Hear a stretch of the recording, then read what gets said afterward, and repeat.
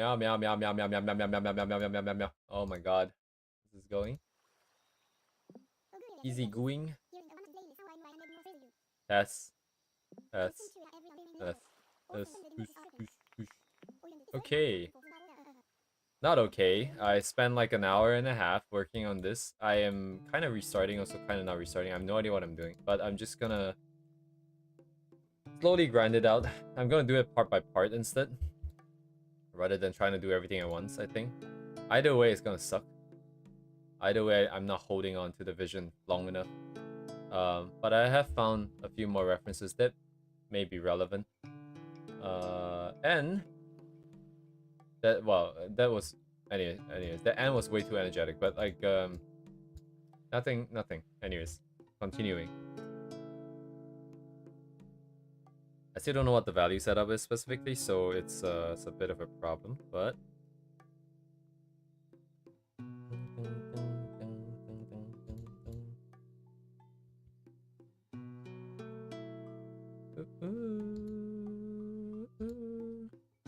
in the sky, it's in the sky full of stars. Oh my god. What am I doing? Right, table. Meow, meow, meow, meow, meow, meow, meow,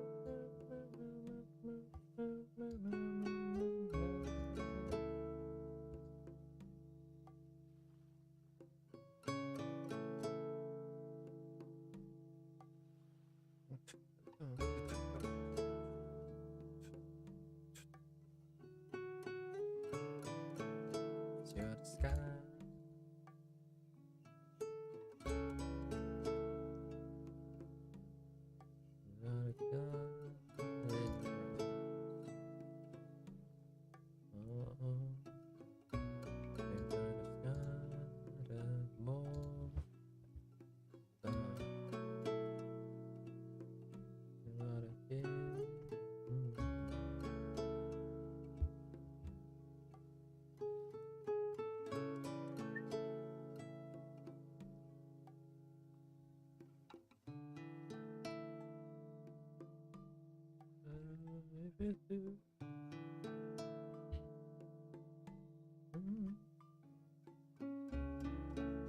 It's in the sky, full of stars. I think I saw you.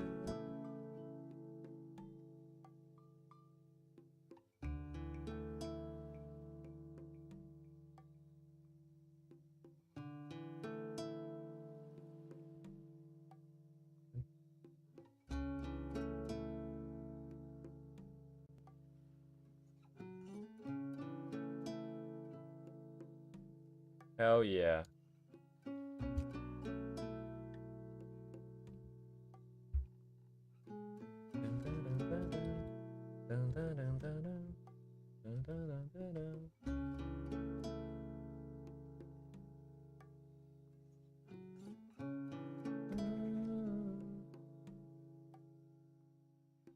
In the sky, full of stars.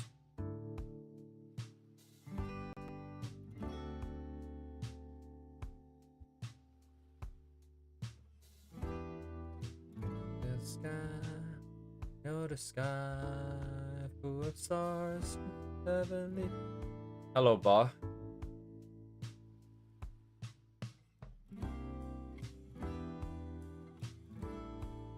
Woo. Yeah, yeah, yeah. Woo.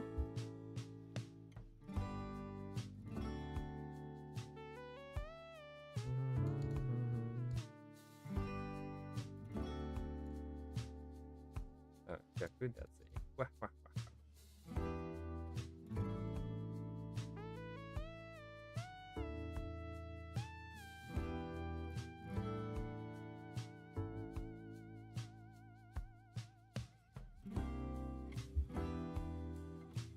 What? How was that? What?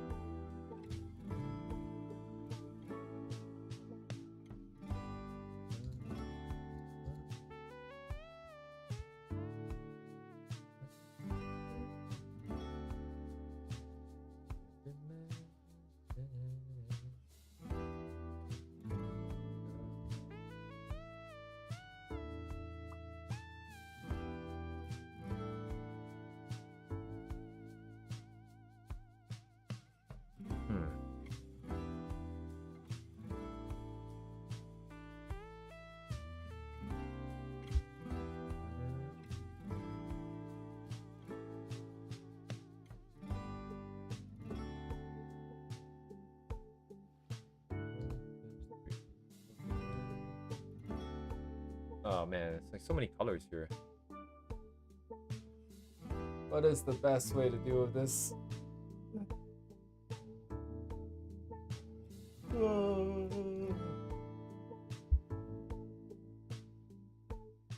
God.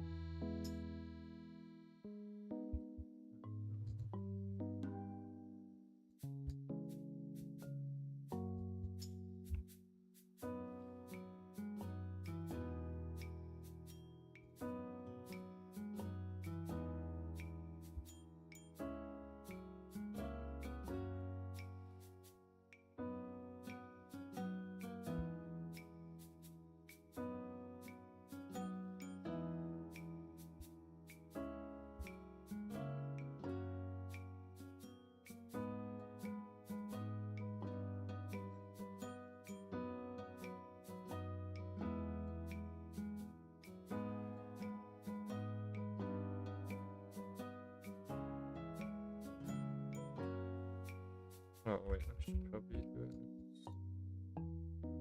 Oh yeah, let's keep it.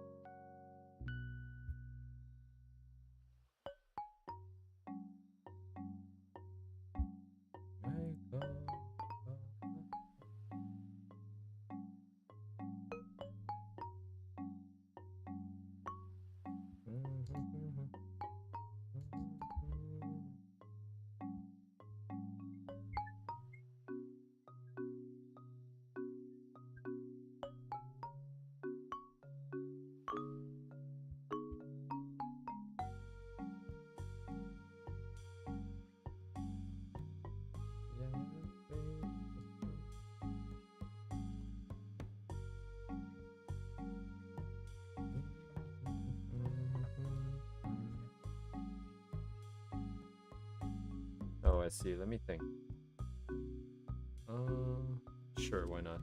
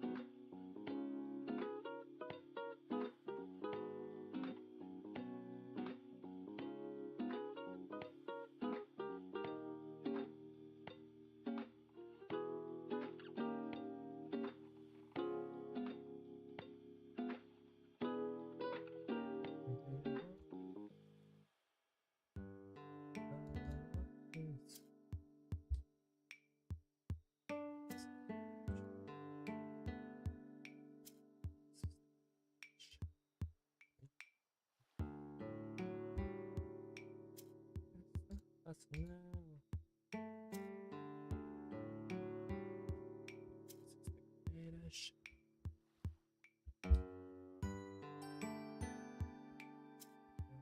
Renegade should win.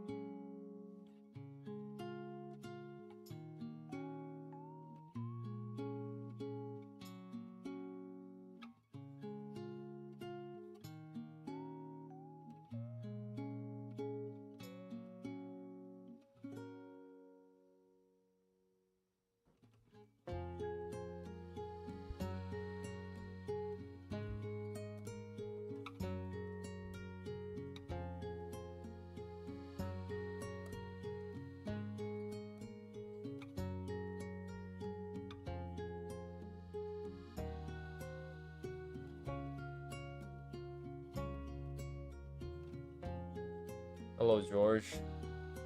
Welcome to hell.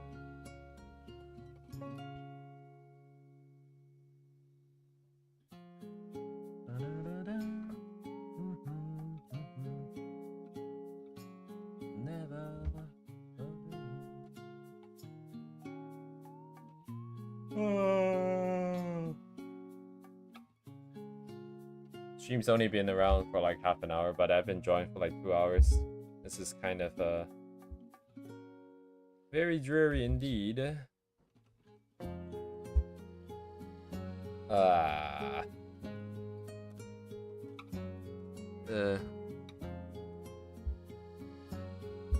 This is so fun, guys. Holy shit.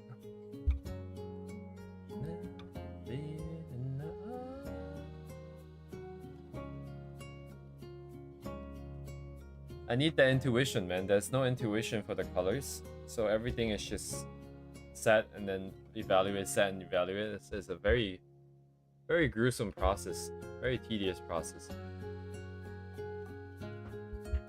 It's very, I cannot go from emotions onto canvas because there's like no experience and there's no intuition in that sense.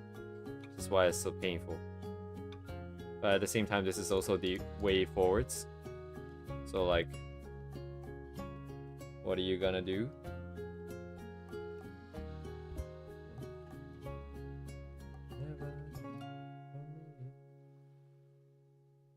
Intuition in the sense of like, I don't really know if, for example, the walls should be like bluer or not blue compared to the rest. Yeah, I restarted again from the zero, no colors. I took out all the colors and I put in bit by bit. I wanted to align fade first, but even now, like if I do this, it looks somewhat okay. I actually broke the colors a little bit, then I just read that.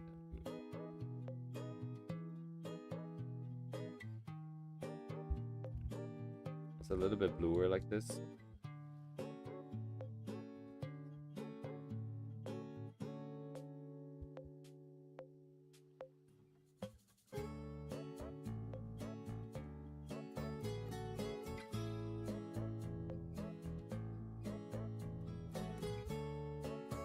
Let's see. Nothing to do but try different ideas and see how you feel about it, I guess.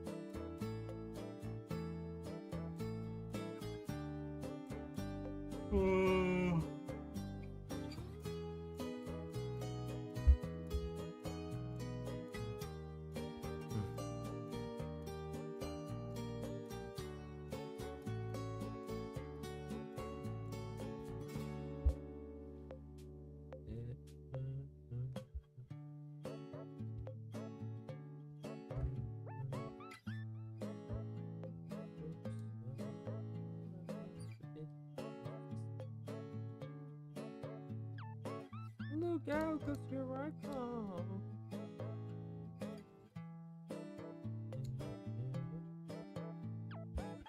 Hello, Uni.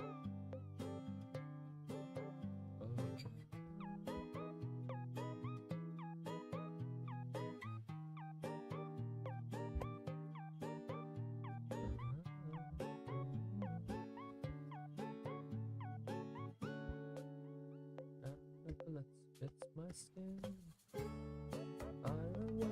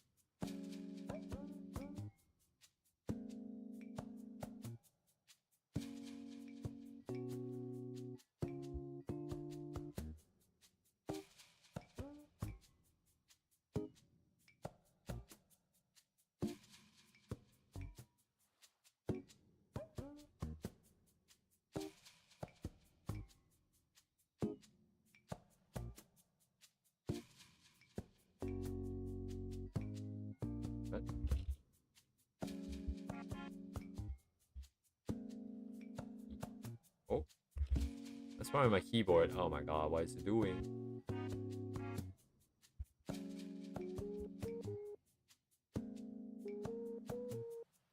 I make no apologies, this is me.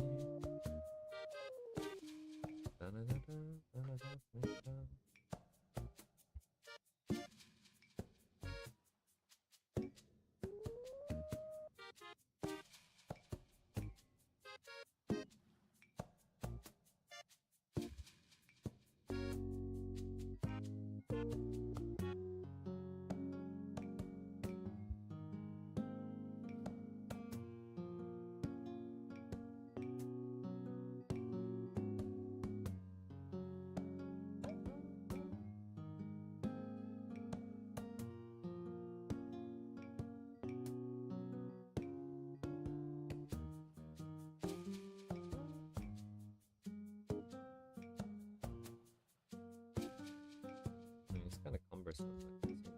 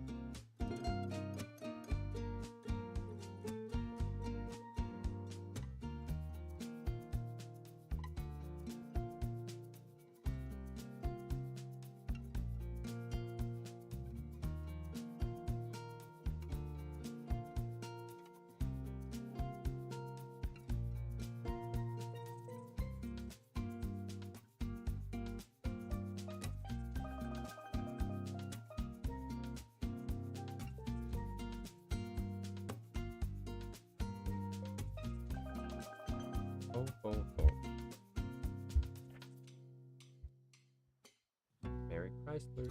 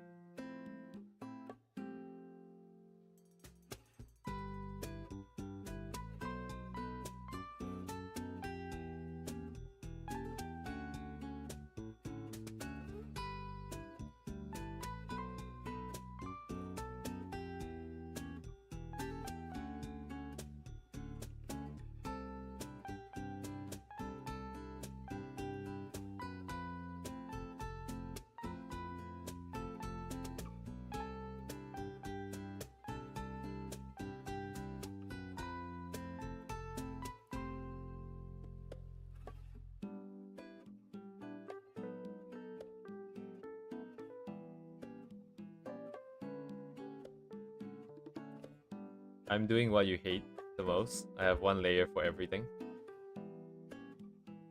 Just imagine, just think of it like this, right? Every time there's a different color, what it would have is that it has the base color, then it has a folder clipped on top of it. I think you can just barely see this. You have a folder clipped on top of it. Inside there's a layer for the light. It contains a layer for some gradients. So this one is specifically looking at the chair. And then this way we can clip on gradients onto the light layer as well. So for every single color here, there are 1 folder and 4 layers involved. At the minimum, just for now, because I don't really get what's happening at this point. The primary concern is in After Effects, I don't know how flexible things are. I know you can probably do some color adjustments across everything, but I don't know for sure how it's gonna work. And also, currently, right now, I don't know what the colors I want are. So keeping them separate, I'm just going to allow me to adjust them a little bit better later. The current plan is to put in like some amount of colors that seems consistent, maybe at least value-wise. Holy shit, it's like a lot of layers already. It's still kind of crap, but maybe after this I can do some overall adjustments. I think at least this corner here looks kind of okay. It's not, I don't like it still, but it looks kind of okay compared to everything else. So not quite ready, but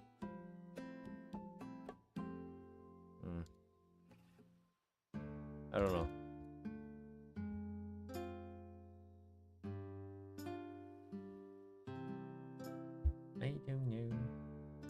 Wee.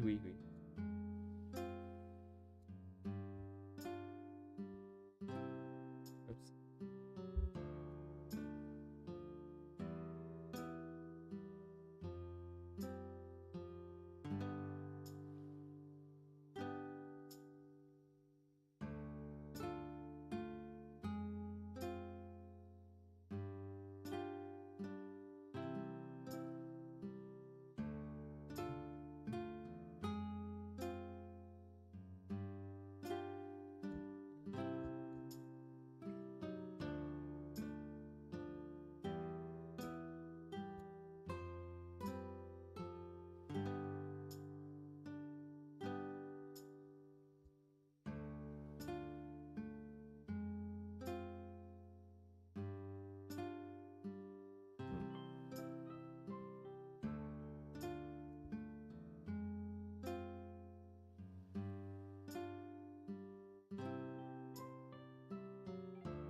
Did that color up? I think, I mean, I don't know what difference it would have made, because the problem here isn't necessarily. I feel like the current problem is just that I don't have a vision for it anyways.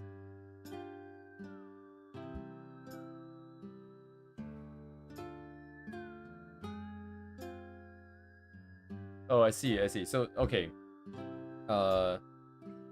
With regards to the layers, right? If the color rough existed, I probably would have still done the same layering setup, if I'm being honest.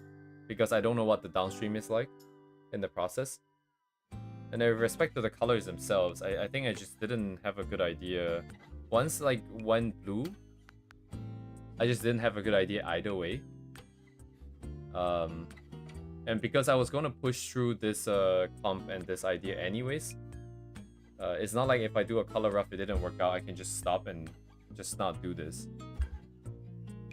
So, like, I feel like there's not necessarily a big difference, because I'm just kind of doing color rough now anyways.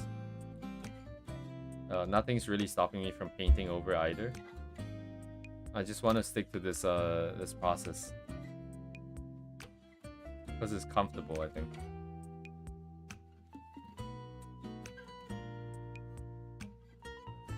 I just don't know what colors I want.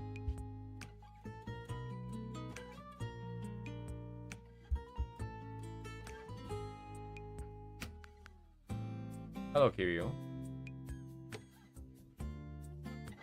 Oh, I have it here, don't I? No, it's not this.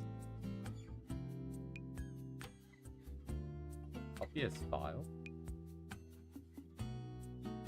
Oh.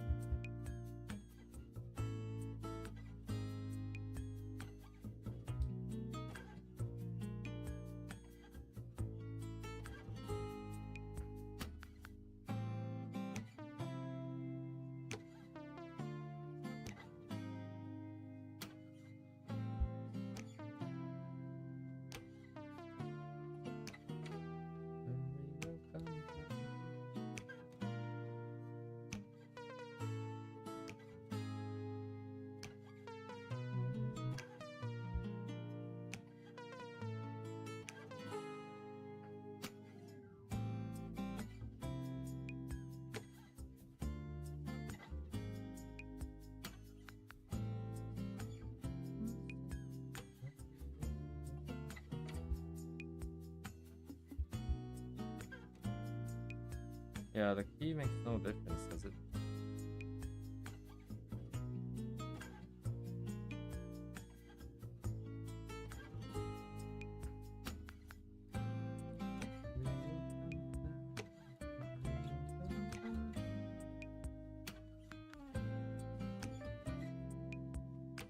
All right.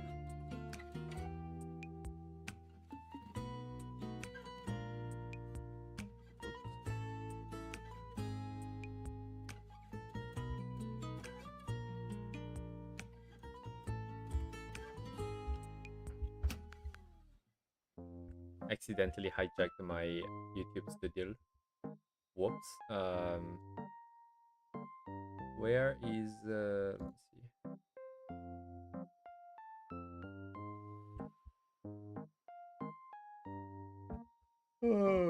me see.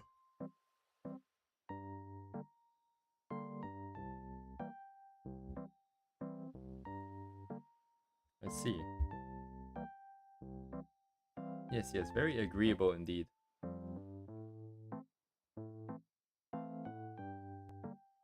Oh, whoops. Hang on a second.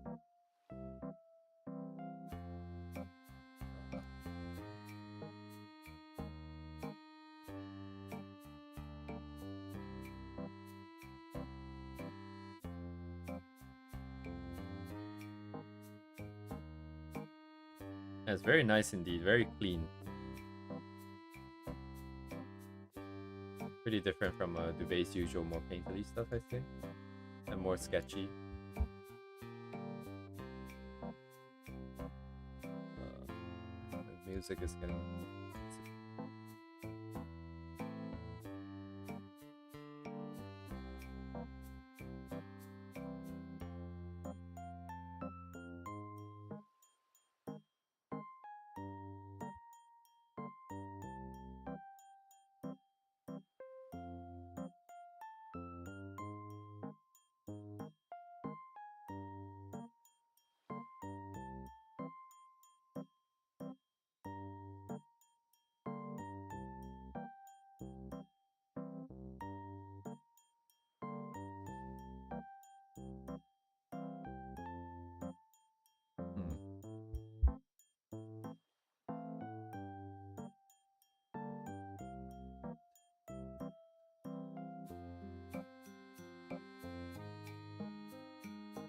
Yeah, it looks pretty nice. I mean, like,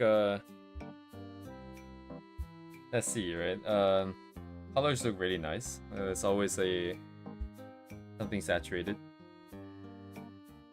That's like the main theme of it. The shapes are nice. The big shapes with enough details.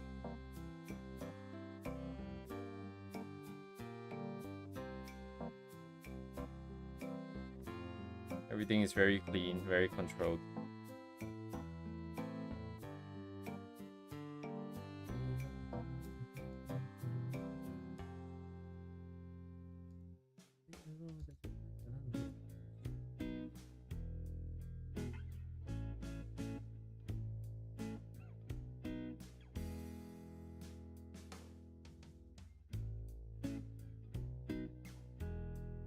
I feel like there's a slow transition in my head where some things start to feel a little bit more natural.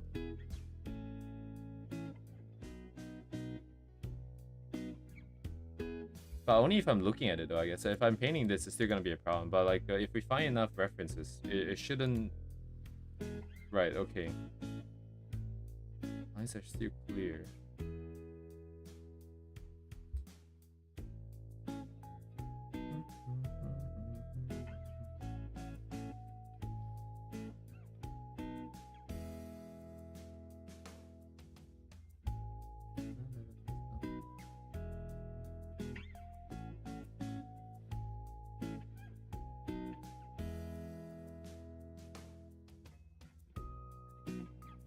Yes, thank you, Yuni.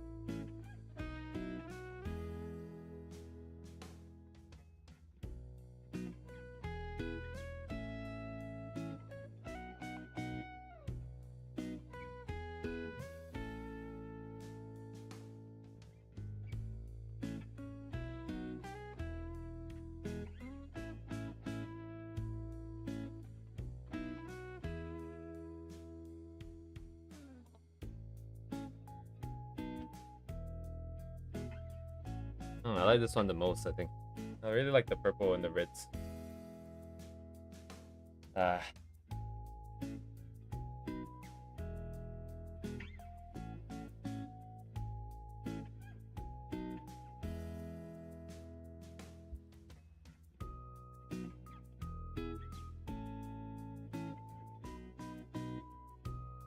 Oh, is that right?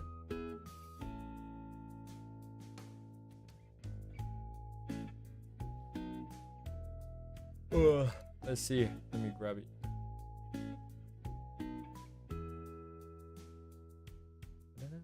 Wait, don't they? Wait, is it me or did the sketch account have more followers? Somehow. Oh, this is more original stuff, I see.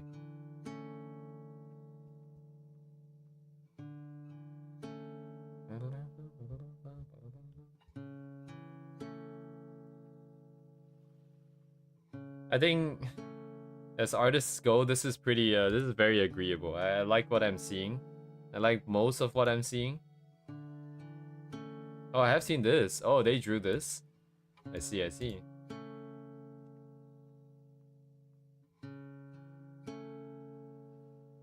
Win. I do not know that character. Let me see. Oh, I've never seen this character in my life.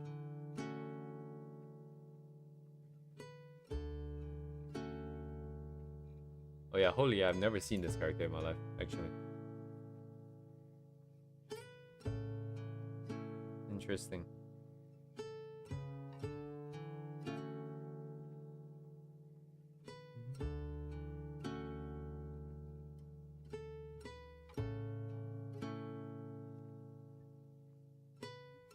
This looks really nice.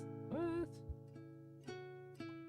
Yeah, this is very agreeable shapes and ideas here. I like it.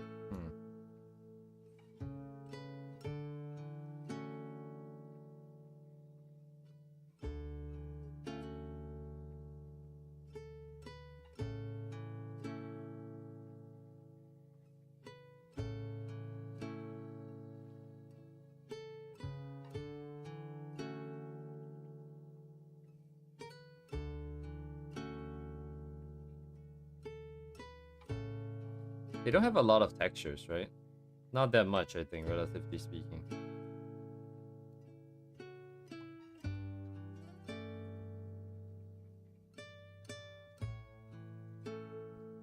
Wait, are there lines?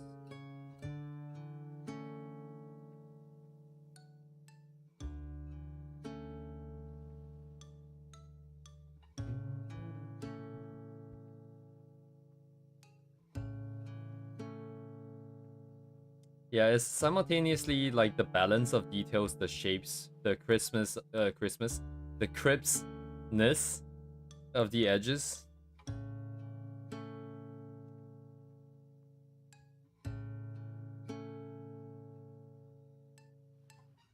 Wait, where did the account go? Whoops. Where do I put it? God damn it. Oh, it's here.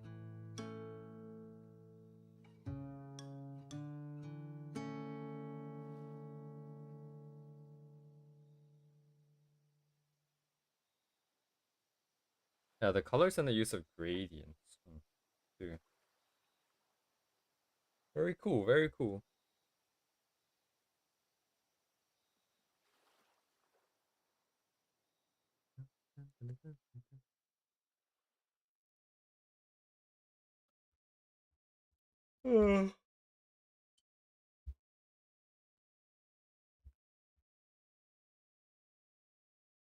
Yes, thank you, Yuni.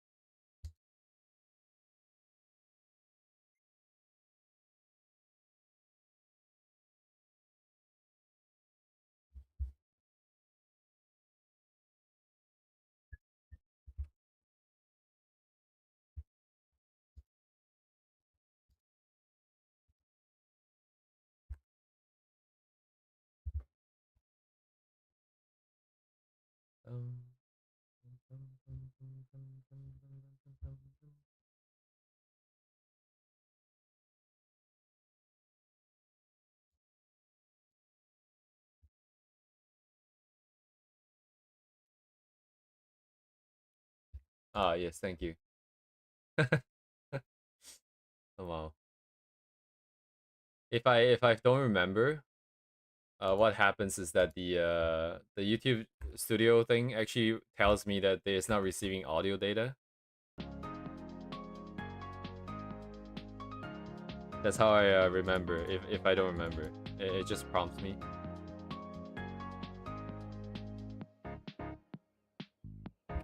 I'm gonna just take colors from this. Actually, I wanna see how this is gonna work out.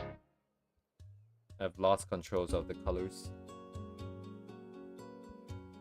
But yes, thank you, Uni.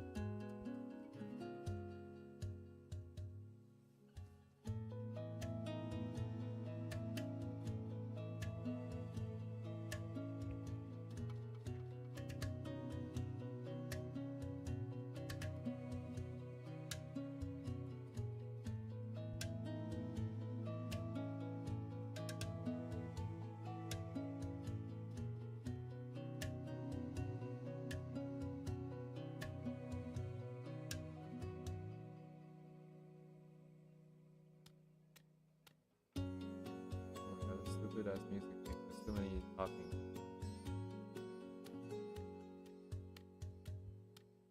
Okay. For me, I got umbrella that changes color when it gets wet. Oh.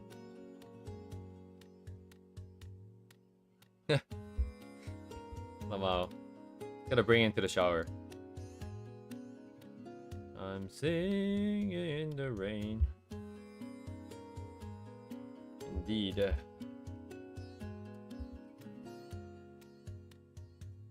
Definitely bring it in the shower. At least like twice.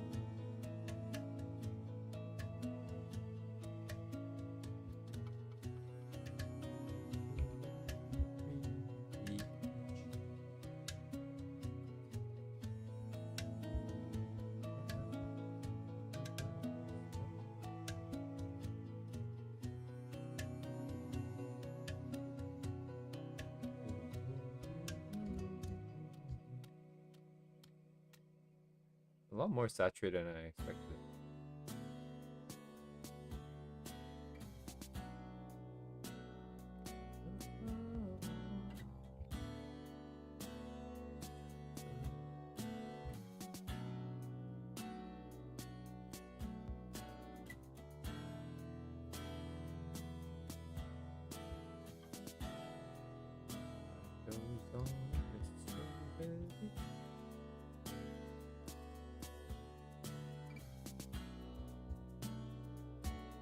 I would be worried about being too conspicuous to use it outdoors.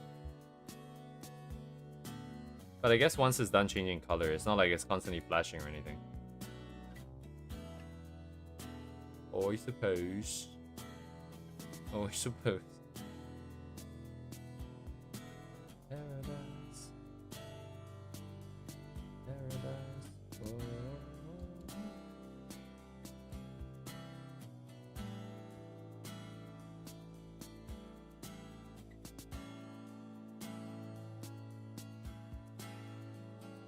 I see.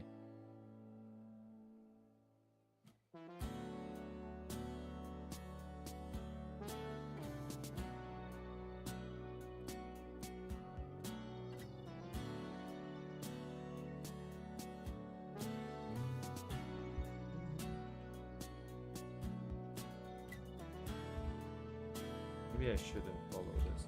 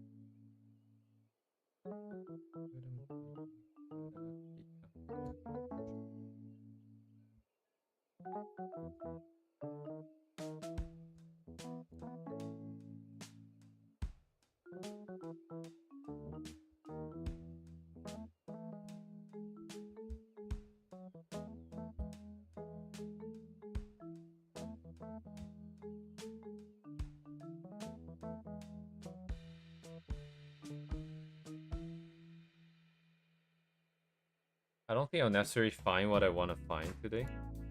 But this is a very interesting exercise in being a little bit just more in control. Not of the art in this case, but just being in control of my own emotions actually. Because I feel like in situations like this, I have a tendency to just be like, oh my god, this is so screwed. And then it's gonna compound. It's gonna make things worse. But for some reason, today it feels a little bit easier, even though it still doesn't look very good. And I still have no idea where we're going. But compared to like cases before where we had like the one with the buildings and stuff, that one I felt really messed up inside, and then it was just a toss. So if not art, maybe we made some progress on that front, but I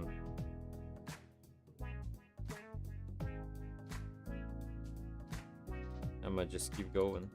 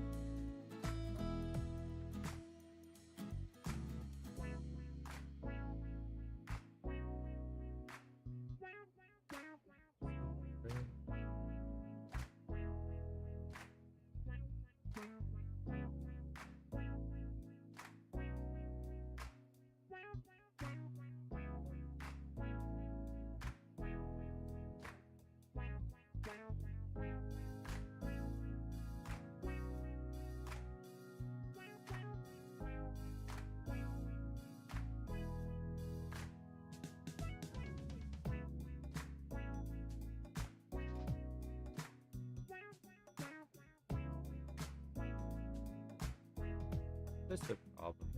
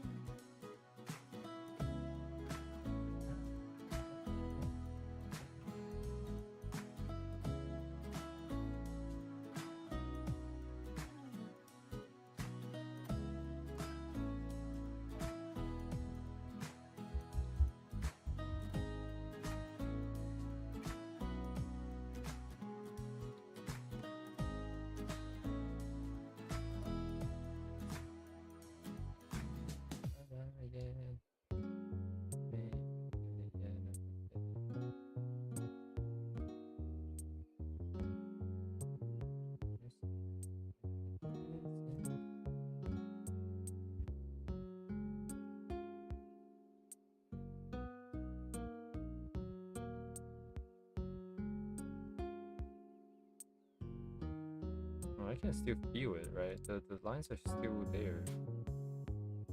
It is interesting though.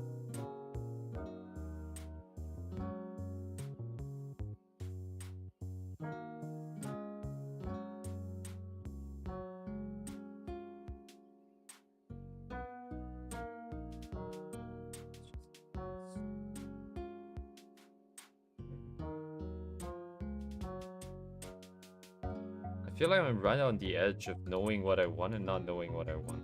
There's just enough control to not make me feel like it's gone, but at the same time,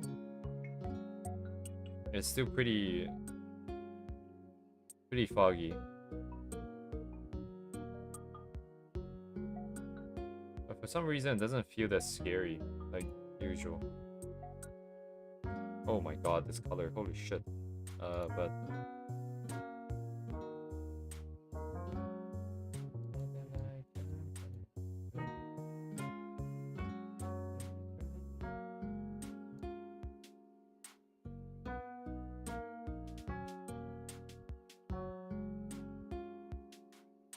something is here.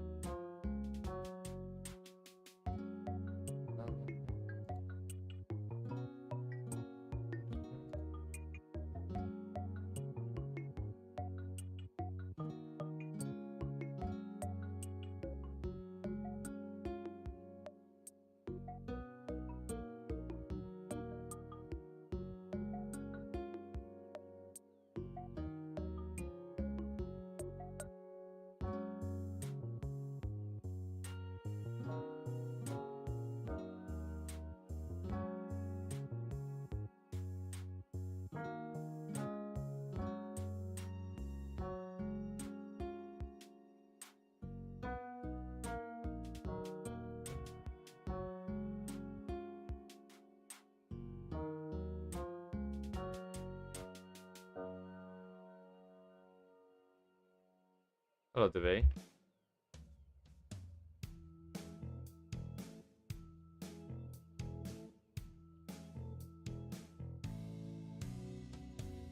Yeah, no, the second monitor was, I think we decided to not have it for a while now, actually.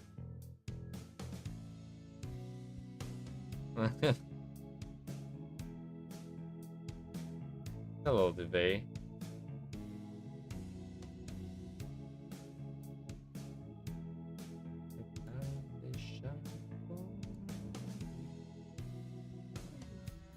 Give me 1 second.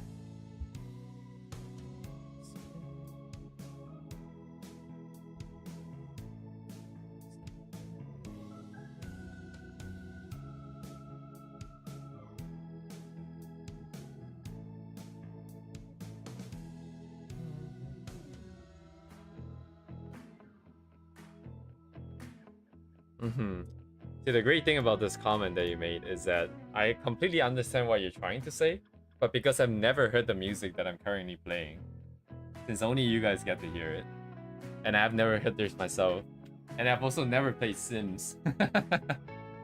It's impressive how much I understand and how little I understand at the same time. It's crazy. Oh man. It's very impressive. Also, how did Duvet instantly take #1? Uni has been like chatting for like so long. And then like she said #2.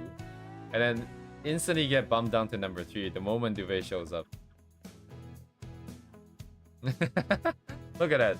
You send one emoji and then you send dailies and then the name is already #1. What the? That doesn't seem fair. What? It says here that yeah, Duvet, George, and Uni has the same amount of EXP. 75 EXP. God damn.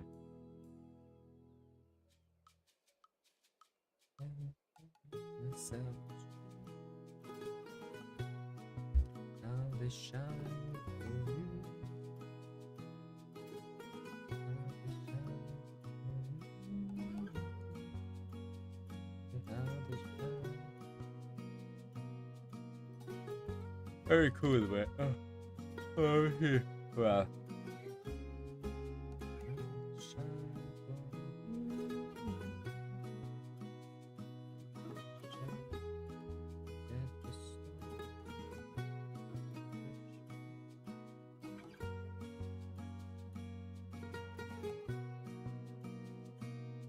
Very crispy lines. Oh, oops. Is that anti-aliasing off? I see. Very spiky. Very spiky. But only for the eyes. It feels like everything else is a bit more smoothed out. Huh, very deliberate. Perhaps. Maybe not, but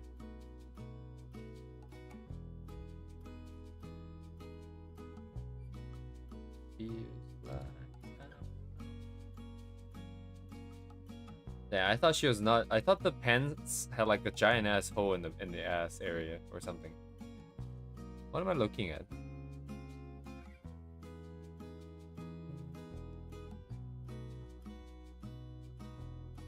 I see.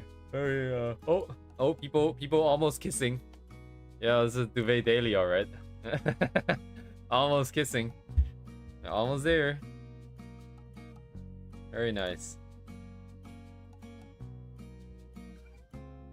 So this is a certified Duvet Daily. Oh man.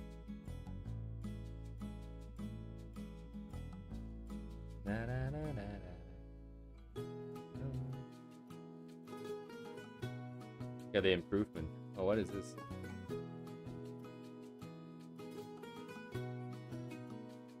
Oh, feels like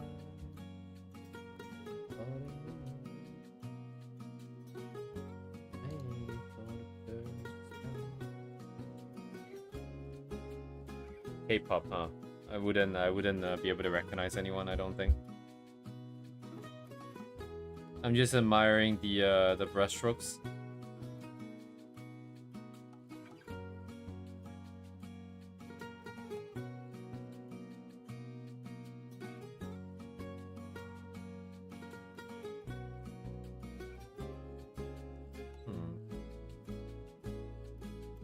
Let me think, right? So I'm looking at the brushstroke, and it's interesting. It's like a very quick, and may I say slightly lazier way of just getting a lot of details in. It's very effective, I suppose. I think I was wondering, like in the past when I couldn't draw at all, maybe I will see this, and I'll go like, yeah, that looks really good. But then now that we have more experience, it just feels incomplete again. And this is not like a criticism or anything. I'm just trying to evaluate the sort of the process that's going through my head, right? Like, does this mean that as I spend more time doing stuff, because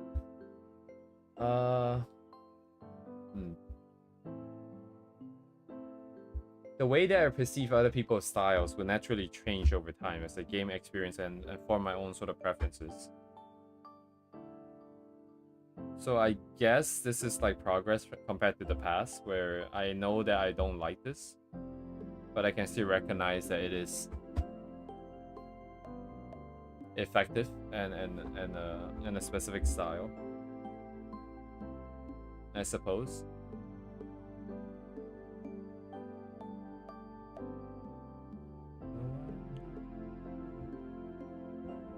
Yeah, anyways, it's probably making it more difficult than it needs to be, but very curious.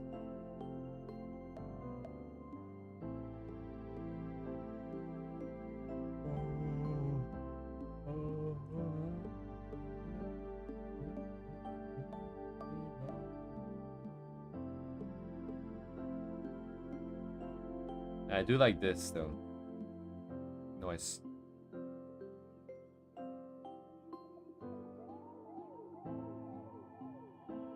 Oh yes, thank you, Duve.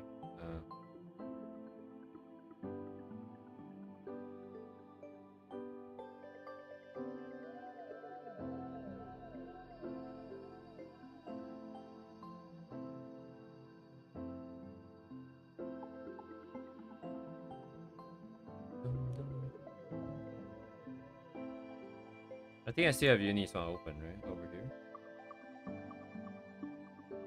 That's the difference between slightly cleaner and more polished. I guess this is not that sketchy, but like, I mean, it's not, how do I say this? That's like a more polished piece, whereas the other artist was just sketching. I think for sketches too, it was the shapes are bigger, the shapes are cleaner, more defined. Smaller shapes are along the sort of transition areas, I suppose.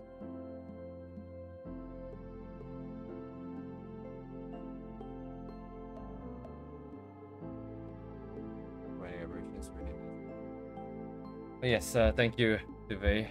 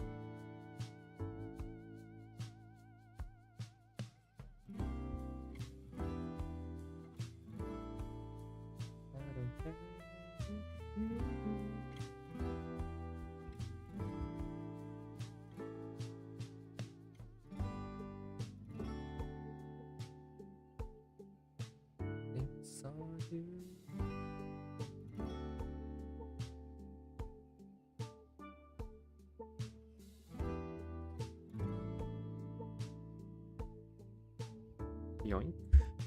What?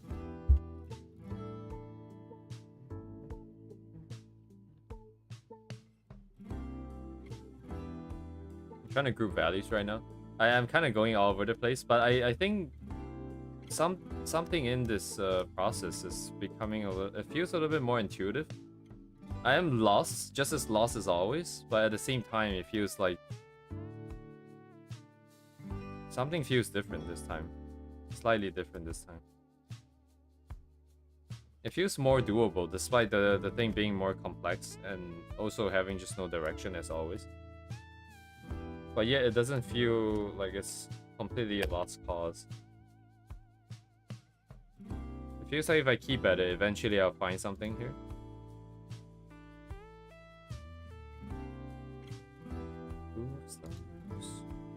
What made it so blue, by the way? What? Is it this guy? I don't know how this works, but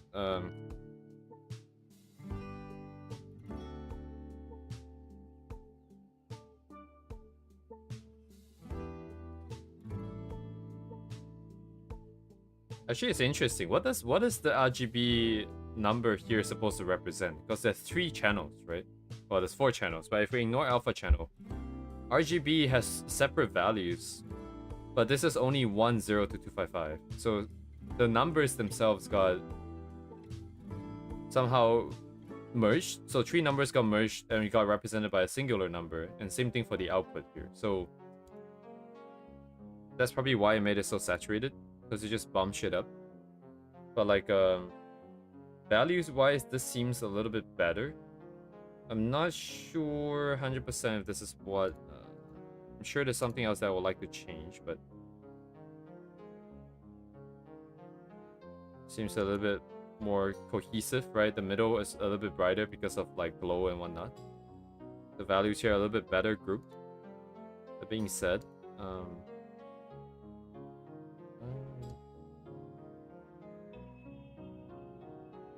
dark is this? Oh, it's not really that dark yet.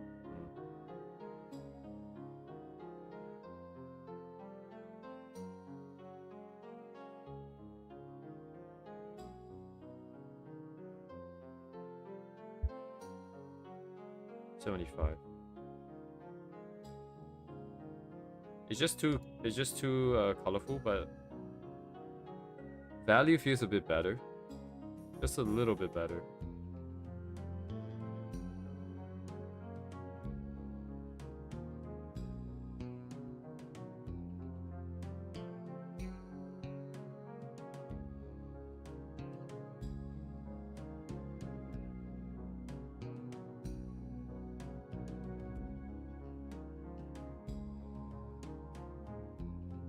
The back needs to be cut out here, but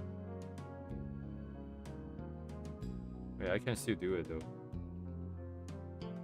You? If I push this down, yeah, it can technically push through. I can punch through this if I want to.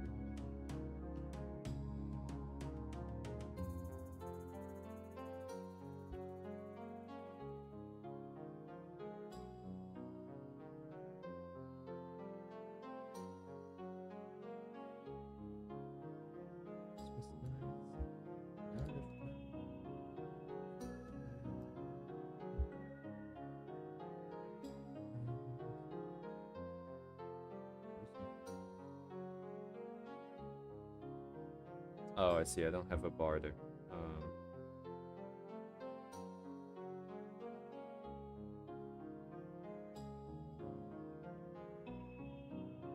That's a point, but like whatever. I can do another line here.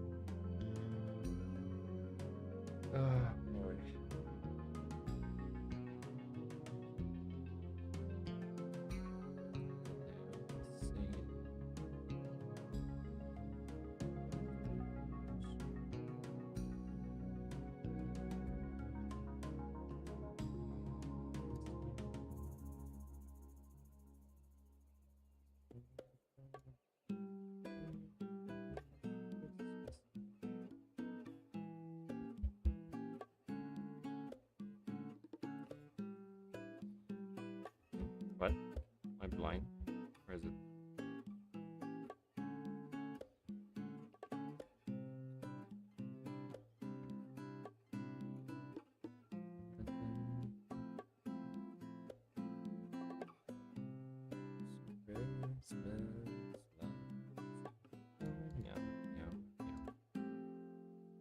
Who's the darkener? This guy.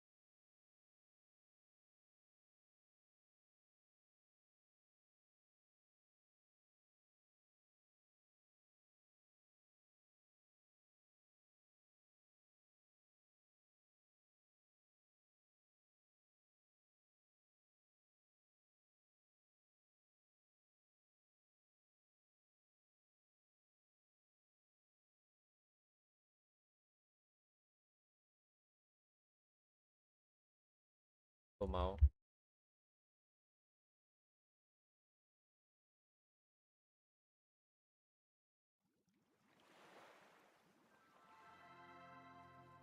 Is this what I wanted?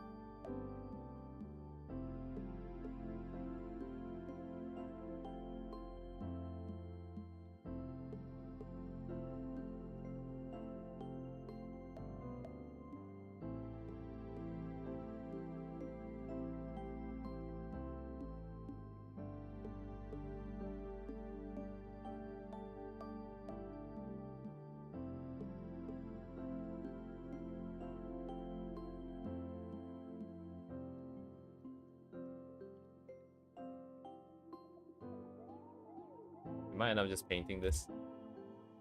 It could go a couple ways at this point. So let me see, right? So from this position, I can gradient map with just blue, right? We can do just blue, and we can get something out, and we can get it something. Okay, hang on. I need to take a step back, right? So because the goal of this is to do the animation nonsense at the end, there is a need for layers to be separated because I need to be able to control them separately. So that is a requirement, right, in this specific case. That being said, we don't necessarily need that many layers, but let's just say we go all the way to keep like a bunch of different layers. What we have right now is all the different parts cut up into different separate layers. So we can use them as clipping masks. So what I'm saying is we can do a painting style stuff. We can then later on use clipping masks to clip out each individual part and then just repaint the light layers so that we can use it with the video. There is still some complication in that because it's not just the part that's directly lit by light, but also the bounce light that we kind of have to account for. The original plan I had was it would just be base color and it would just be the one light layer. Any other bounce light, we will actually apply in After Effects itself because those lights can be, I will assume, rather easily accounted for by sort of big brushstrokes, which we can probably do in After Effects. So those will be like layer effects on top. That was the original plan. But because of the way the layers are cut up because we can only really touch on each part one at a time, and it takes a lot of effort to switch between layers and figure out where it is, it's a very cumbersome process to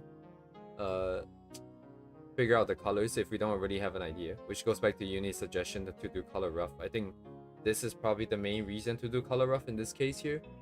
Not necessarily because it would help us cut down layers, because we do need it, but just to get the thing done, right? Just to know what's happening, which is the main point of a color rough. Anyways, so from this point here, I can bring it blue, and only blue, which is like these ones here, and it will just be a gradient map on top of our value here. That's the first option. The second option would be to not necessarily do blue, but we're just painting and add colors in here slowly, bit by bit, just by painting it in. And then once again, we'll go back to the original process of using the existing stuff as clipping masks, clip them out, and do some sort of layer by layer, section by section adjustments, and so on and so forth. Right. Part light, well, yes, exactly, right. We can kind of like, how do I say this, right? It's always so much easier to just be painting. But you have just one layer. You just keep adjusting, keep painting over. Eventually, you can get to where you want to be. So yeah, it's definitely 100% a mistake, as always, to not do color rough. I just feel like I probably haven't suffered enough at my own hands of skipping over this step, because when you're doing the initial planning, it's always like, hey, I have this vision. And it feels like such a cumbersome thing to do a color rough if I already know what I want. But then because of how long it takes, because of things changing, it always ends up being something else. And therefore the gap, and therefore the difficulties. But oh,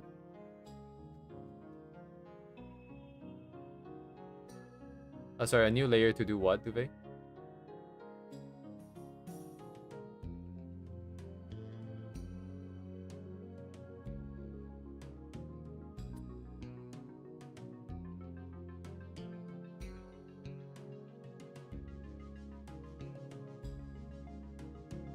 Right, yeah, essentially. I mean, if we're painting, I'm not really afraid of just painting on one layer. The only concern I have with painting, right, is really just that you don't have them on separate layers, so that it's very inflexible when it comes to certain things like putting atmospheric perspective, or like not wanting to go over certain, like spill over certain edges. But because in this case we actually already have the, well, for one, we have some lines here and there to help us guide the painting process. that we're not painting over, unlike the Arknight's one, right? That's number one. Number two, we do have those clipping masks ready too. So I don't have any qualms with just painting on the same layer in this case then. There's no issue with that. I'm just trying to sit here and think about the sort of final step here. We have the main light layer, and then we have the parts that's in the shadow. But then the bounce light is an interesting thing to account for. If we paint the... Let me see, right? If we have one layer for the light and one layer for the shadow, if say the shadow layers have multiple different colors in there, due to bounce light or due to some kind of midtones, about basically all the bounce light or subsurface scattering, if we don't separate that painting into a separate layer, it'll be impossible to play around with those things. So I'm wondering how it would fare, how we should approach this, because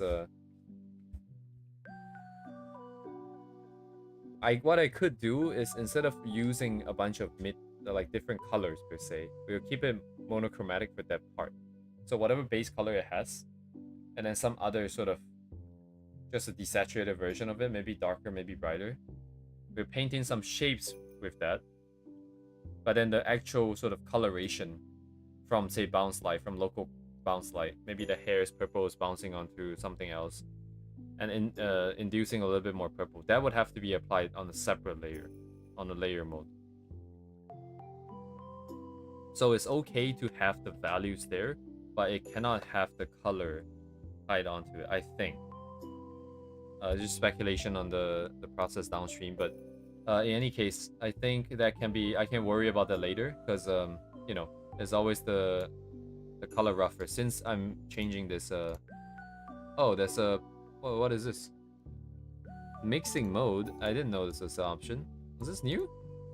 Huh. I don't remember ever seeing that. Alright, but say we have some kind of gradient map in, right? That's kind of fancy. I can do this and then readjust the colors away. It's gonna look weird though, I'm sure. Wow.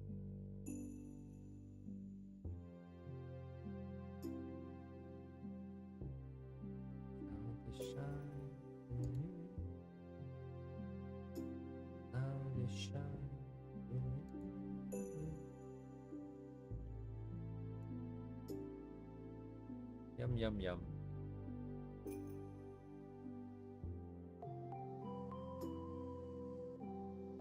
I think what I should do is to get a bunch of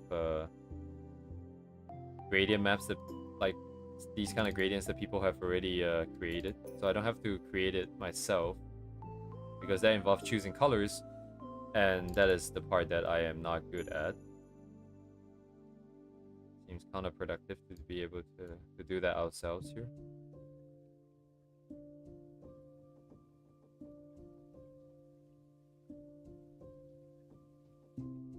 Very saturated. Oh, this looks like some Silent Hill shit. Holy crap. God damn. Try.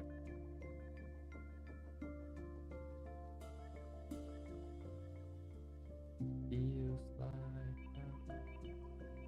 Whoa.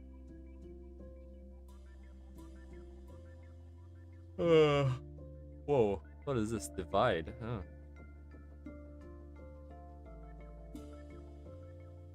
Huh. Different from subtract, huh? Suppose.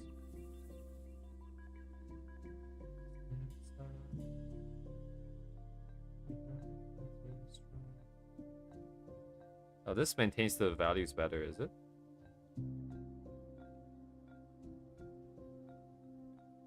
As opposed to using just normal mode, because it seems to sort of lower the contrast a bit in the corners. Huh.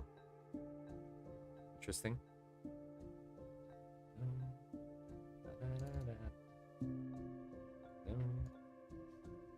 What does hard light do again? Let me see.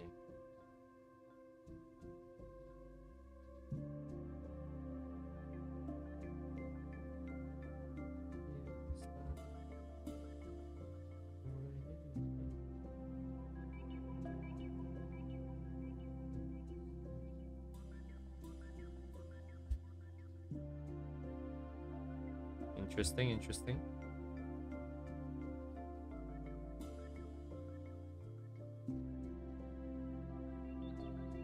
Sorry, David, are you talking about going from black and white into color? So you start off with soft light overlay for the first color. Oh my god, it's starting to lag. It's starting to lag.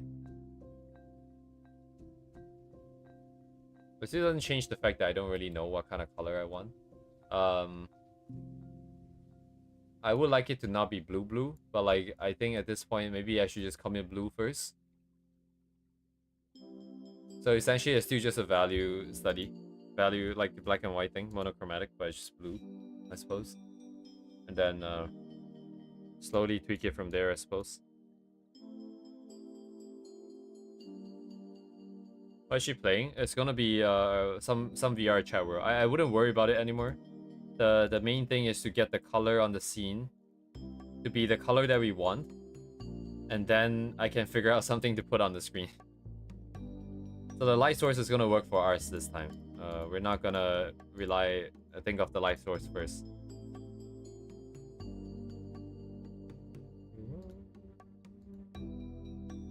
Okay, you know what? I'm going to just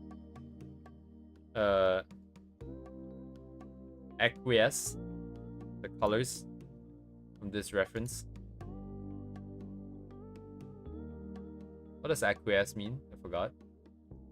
Sounds cool though.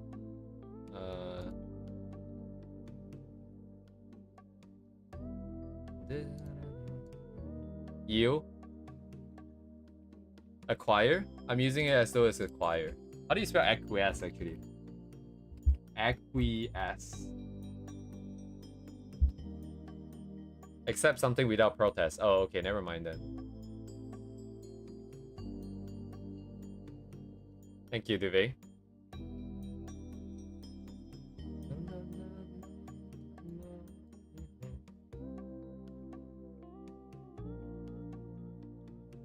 Very blue. Wow, my eyes. Going from black and white to color is so weird for me. Like, so is this a problem right now? Is it just part of the process? Feels very, very insane. This looks a little bit better. At least the darker stuff is kept. How saturated? Wait, hang on. Can I bring this over? Let me just keep an eye on this. It is very saturated though. We're gonna end up painting this thing like three times or something.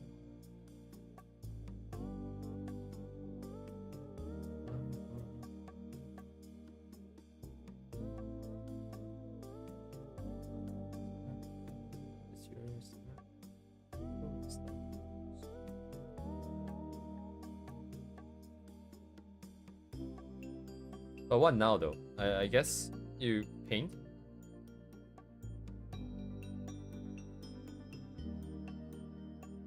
I mean, if it's like a black and white thing, this is kind of also kind of it, I suppose.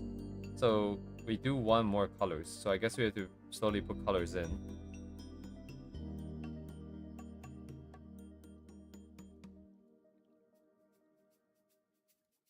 there anything on this layer? No, I don't think.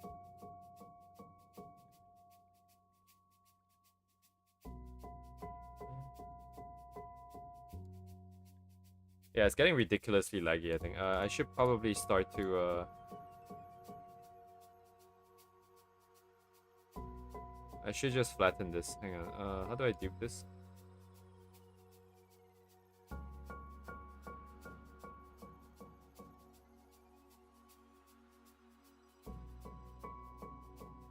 Hello, George.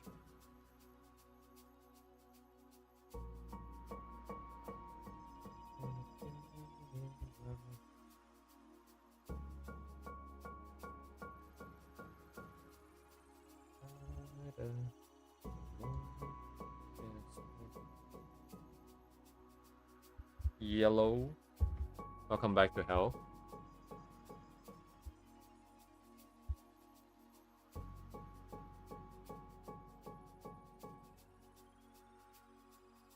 Maybe it's too... It's okay, so if I want colors, I think this is definitely too blue, right? I think that is for sure too blue. So I'm gonna just lower sad for now. I don't know where to lower it to though. It looks weird no matter what I lower it to. So I'm just gonna lower it. And then... Okay, maybe this should be just a solid color so I don't have any complications with...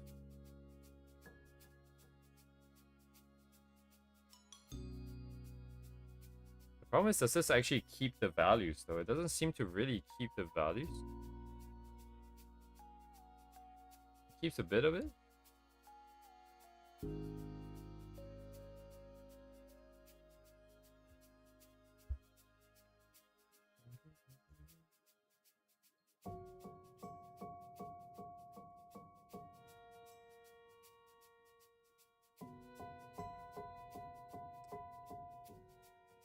Okay, let me think about this logically, right? I put in the blue here. Presumably because I want there to be I want something in the scene to be somewhat blue. I guess the vibe of the whole scene is meant to be blue.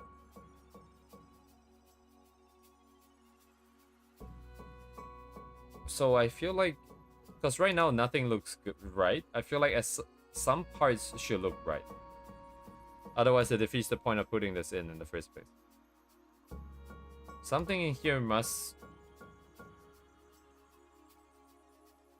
be the right color, right? If not, why bother putting in this blue in the first place?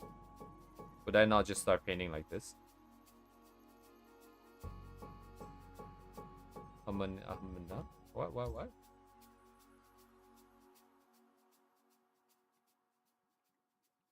What is the other operations?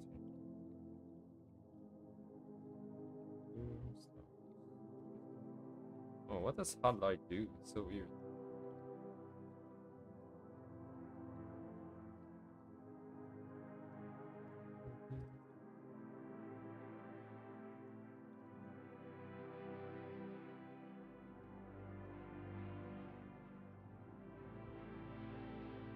Right. The issue now is I still don't know what I want in terms of colors.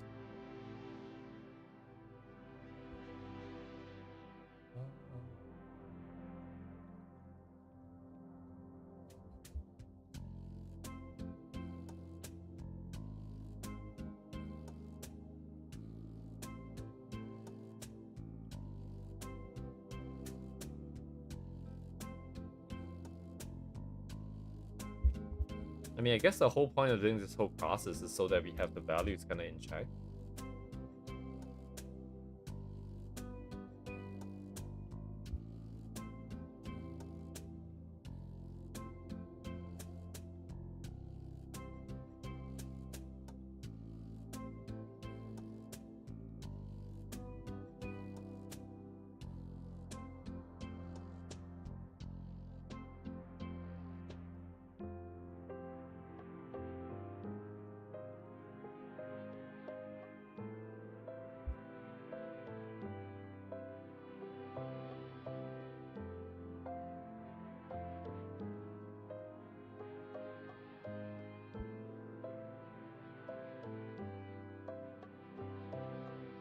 The whole point of doing this is to have the values. So I should maintain the values. I need to work in a way that keeps it. Otherwise, there's no point.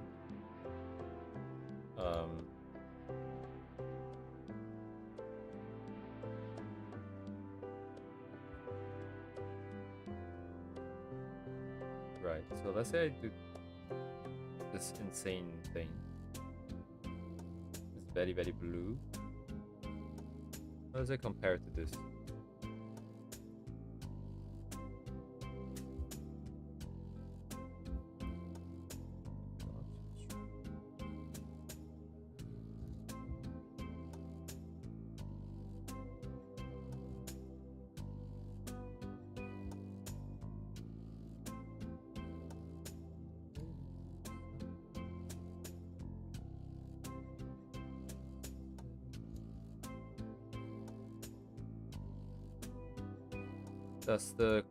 Does this thing adjust my values? It doesn't, right? So it keeps it constant. This does mess it up because it's changing the saturation that then affects the values.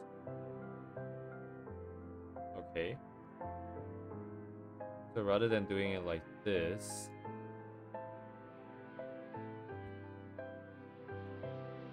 it should be done here instead, I suppose. Wouldn't it do the same thing though?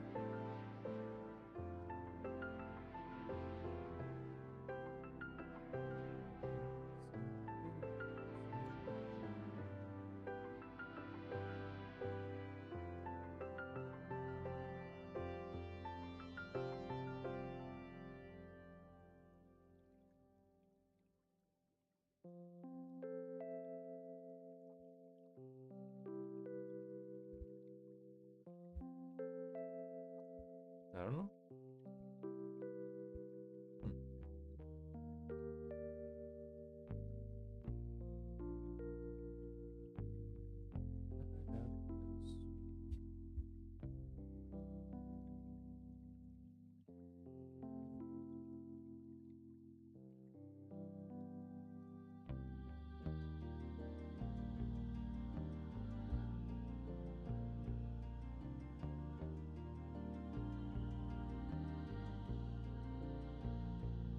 Okay, I mean it's just like 1/2 of the equation, right? That's what I'm saying.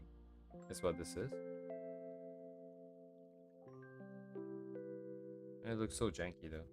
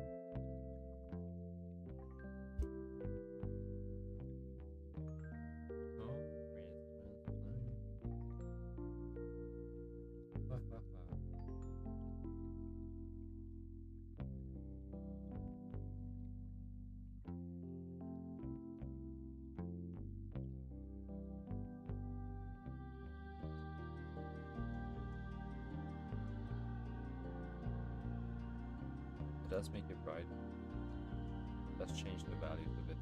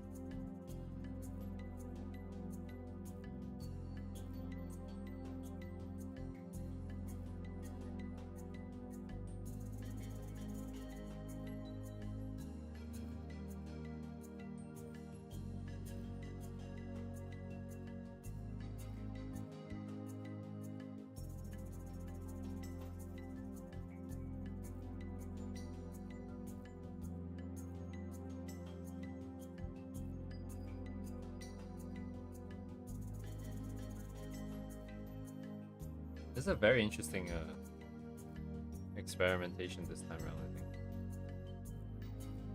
Because I would imagine going from black and white into color, the whole point is to preserve the values, so you don't have to redo that part since you've already done it. But then, like, every single layer mode is going to affect the value. The only one that doesn't is color. But color is very hard to work with, it feels like.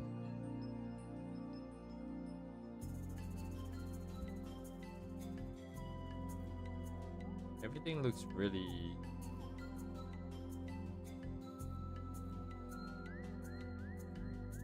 I wonder if it's because it's impossible to get the color you want, or it's just because of like a non-linear relationship or something that's causing it to be really hard to pinpoint. Like, say if I want this specific skin color here, I think logically you should be able to achieve it, but the same color, somewhat close, but it's kind of hard to perceive it.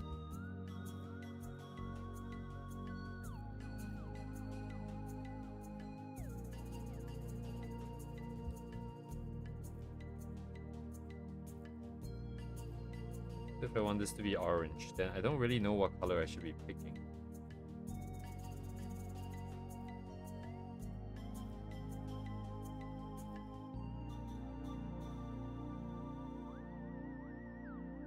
Let me think about this, right? Like, if you're painting colors. Right.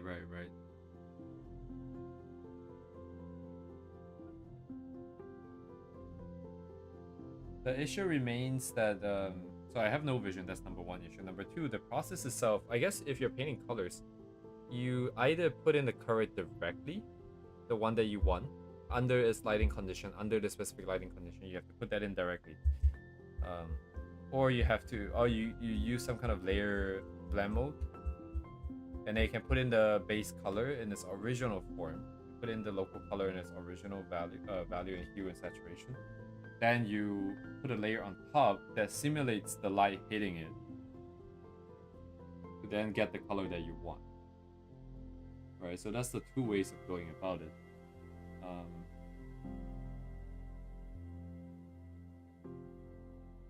The main issue of not having a direction with the main color is the main problem here. But then, yeah, I was also hoping for a process that is like the second one, the ladder process, where you can do base color and then you put in, I guess, multiply, and then you put in screen or hard light after that to set up lighting, stuff like that. But those also never really work.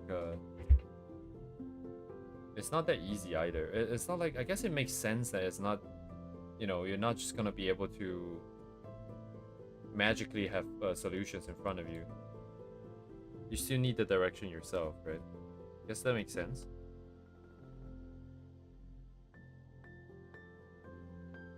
I guess in this case I have to decide on what the main color is going to be, who's going to be the main thing. Just like how I would have to do it for anything anyways. Okay, right. Because no matter which way you do it, they're just tools and processes that enables you to do what you want to do, but you still need to know what you want to do. You can use them to get anywhere you want.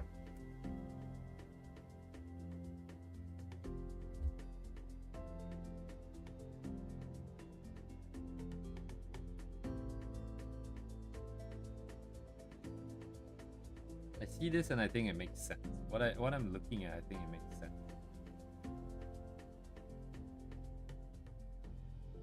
That's good, right? That's a starting point. Because it means that at least the value comp-wise, I have an idea of what I want. The next thing is the color.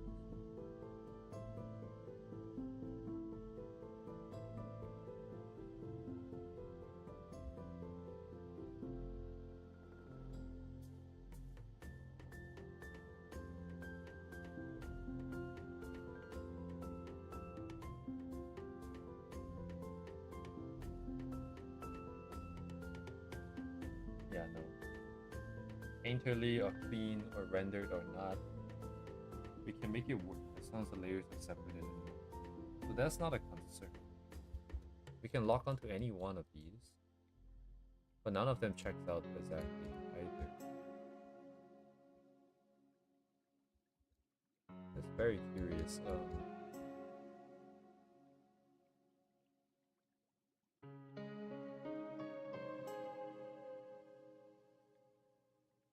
I'm gonna go to the washroom. I think I'm not 100% sure what is blocking me at this point. Alright, have a good night, Uni. Thanks for coming. Yes, having a lot of fun indeed. Have a good night, Uni. Right, so I'm not sure exactly what I'm getting stuck on, because me not having that vision is one thing, but I can always just pick one of these and be like, yeah, I'm just gonna do this, right? And I have tried doing that just now, but there's an inability to sort of perceive colors and set them up correctly. There's just a lot of...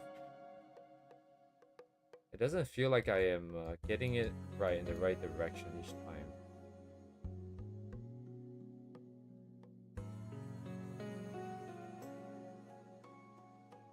Okay,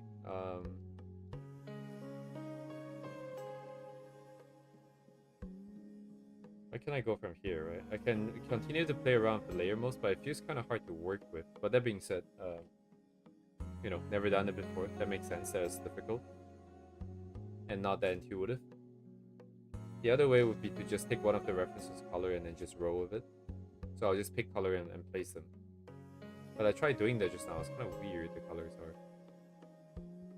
But primarily it's also there's just a lot of different things going on. And you need a good majority of them to be in before things start to become a little bit more cohesive. In the beginning it's gonna crash. Or rather clash.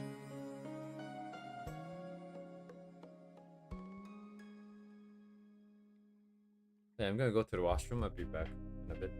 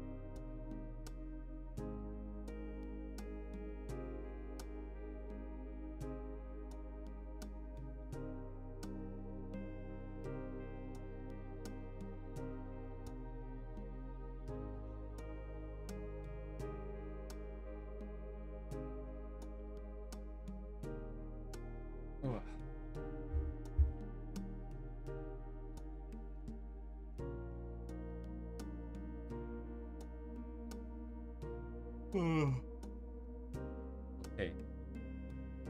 This reminds me of like the time we did the other Arknights one. Not for the event, but the one before that.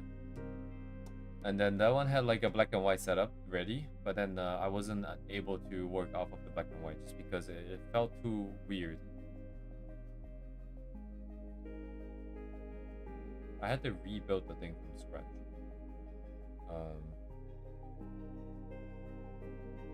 And even then, we never got to anywhere that's very satisfying, even all the way to the end.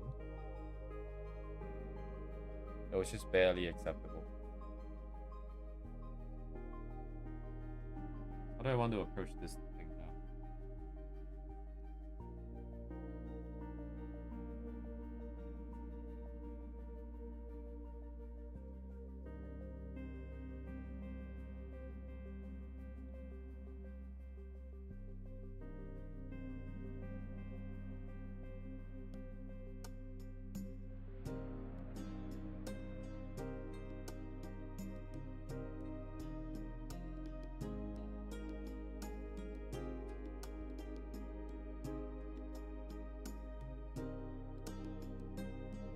Slightly zoning out. It's only a 2.5 hour stream so far, but I've been at it for like 4.5.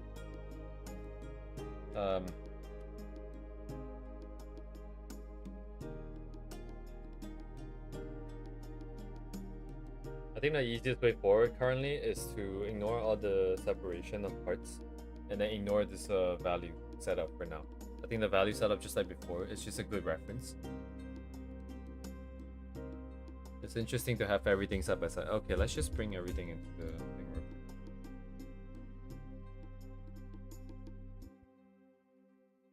Right, I can't exactly copy it easily. I'll have to export.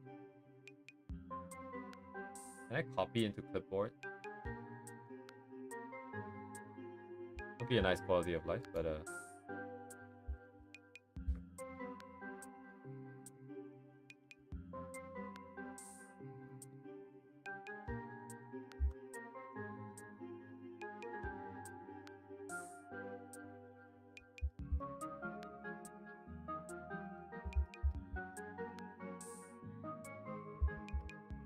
what? Oh, it's fine.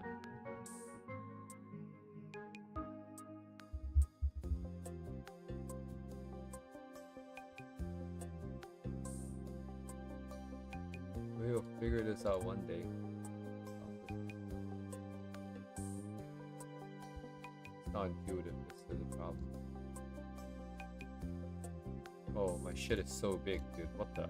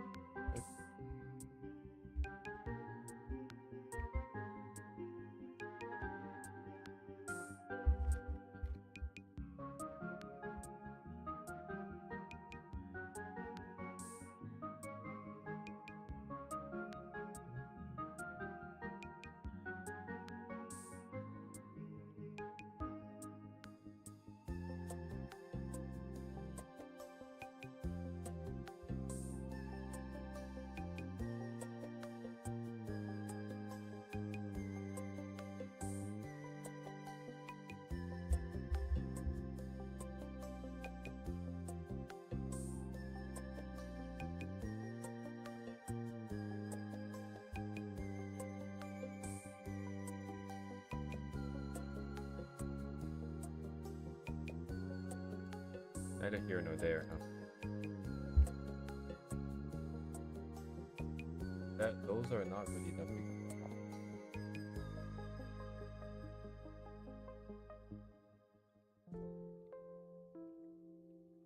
But I do see areas for improvement here.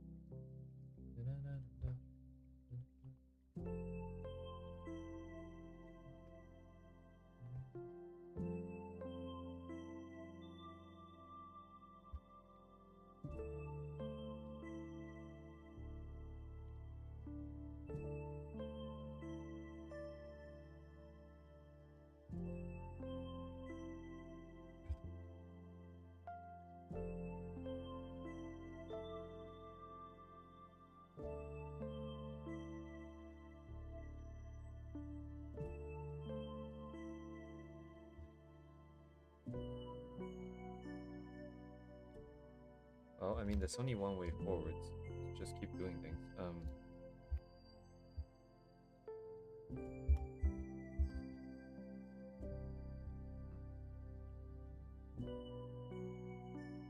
Suppose. What happened here?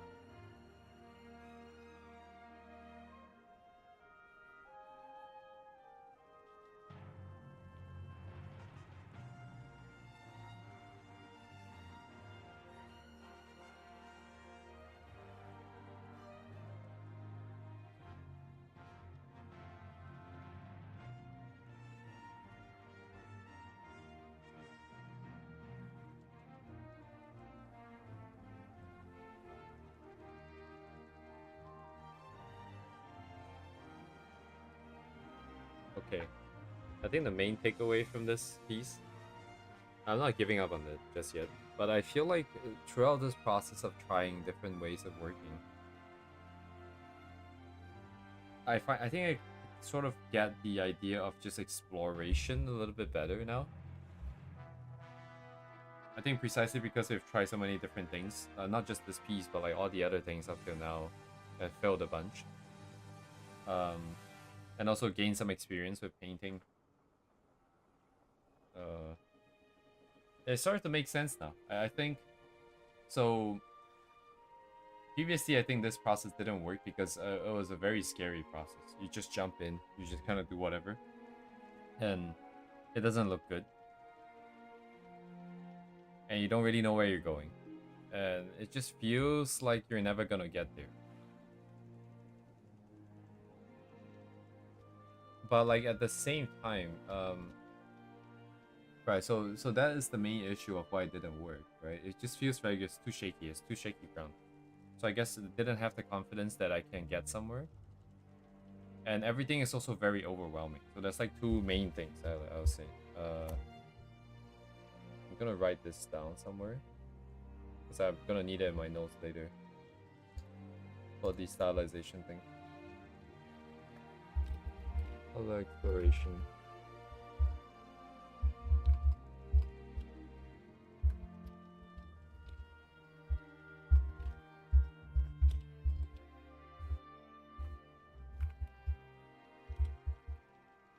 Hello, George.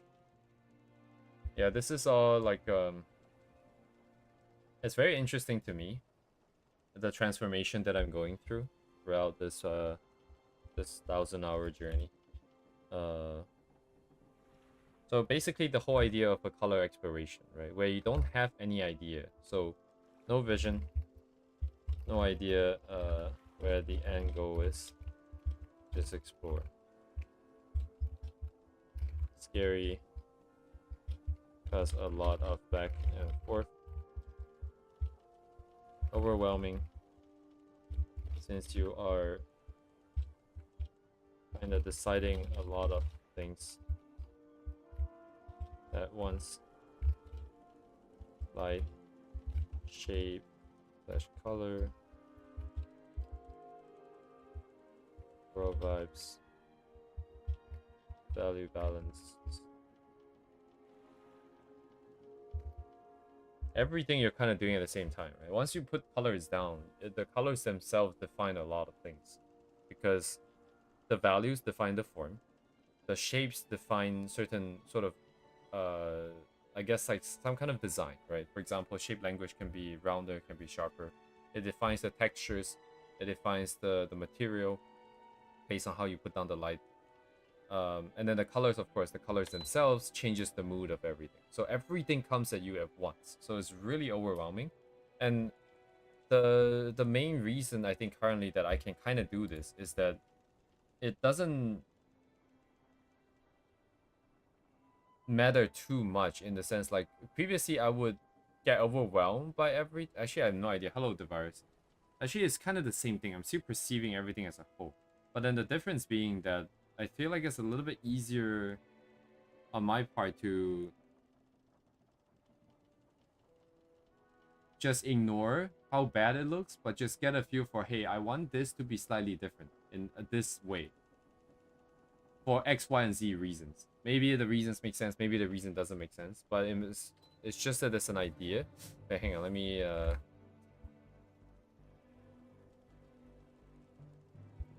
so this is also kind of a no self-confidence thing.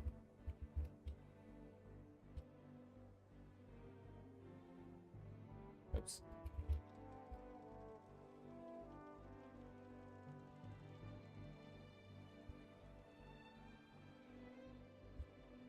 Um,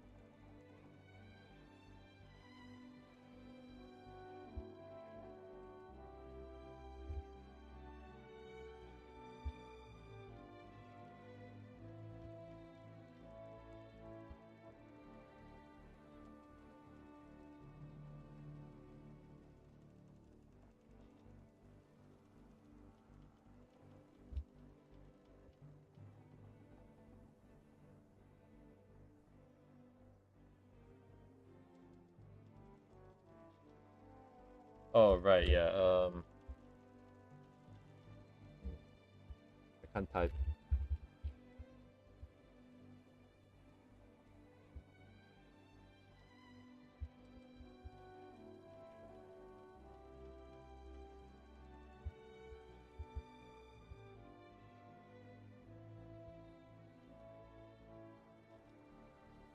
So I'm trying to tear down, like, trying to break down why this process is so hard. It still looks like shit right now. But the thing is, when I'm painting it, it doesn't feel so terrible anymore when I'm in the middle of the process. I think there are a lot of things that came together, right? Having the experience of some painting, understanding the process, understanding that you can just keep putting stuff on top and there's no downsides to it. All you have to ask yourself is what do you want to change now and just change it, right? You can add a new layer, change it, don't like it, delete the layer, or you can undo. There's so much flexibility in painting. I think a good part in the beginning is also just getting too fixated on the idea of having things on separate layers for their flexibility, where in fact this way of thinking is kind of limiting the way that you work, and kind of hurts it in a little bit, maybe a lot actually in my case. And then you also get a better feel for how long it might take, being more okay with taking more time, so you don't feel like there's a rush. Understanding that it looks like shit. Well, if actually honestly, if you think about it, like art is gonna look like crap until the very end, until you get everything sorted out. So looking like shit is a pretty natural thing, and you shouldn't feel bad that your stuff looks like shit because that's how it is. Like, because sometimes I feel like if I'm not doing too well on stream, it feels a little bit more terrible than it would have been if I were not on stream. But nowadays I'm just like very comfortable, I suppose, with just doing jack shit, like doing dumb shit, have it not work out, and then for me to talk for like half an hour instead of drawing. And then it's fine, I guess. Maybe I learned something, maybe I didn't. Maybe I'm all talk. But at the end of the day, we tried something, we failed. I suppose that is worth something. Not having vision, yeah, it's hard. So yeah, I guess it's like quite a number of things, right? We got better understanding of the process. We understand that it takes time, being more patient, and also the overwhelming aspect. It is still pretty overwhelming, but I can always zoom out and then just get a feel for like, hey, I don't like this, I don't like that, and then just come back in, put some more colors, and then zoom out again. The main issue is not having vision still.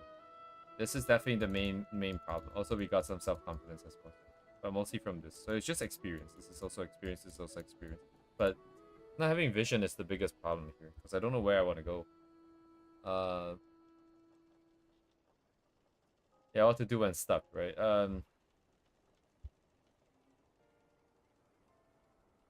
I think it's interesting.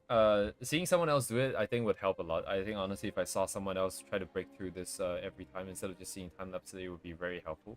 But then another thing is also I didn't give myself an option of failing this time around. There is no giving up, and there is no sort of just I'm just not gonna draw this and I'm gonna move on.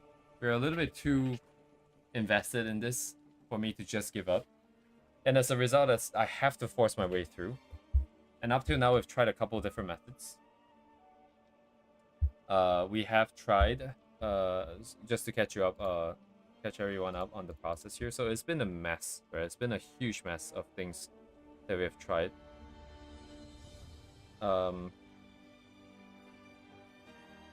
So the previous stuff that we did yesterday, was it yesterday? Was it yesterday?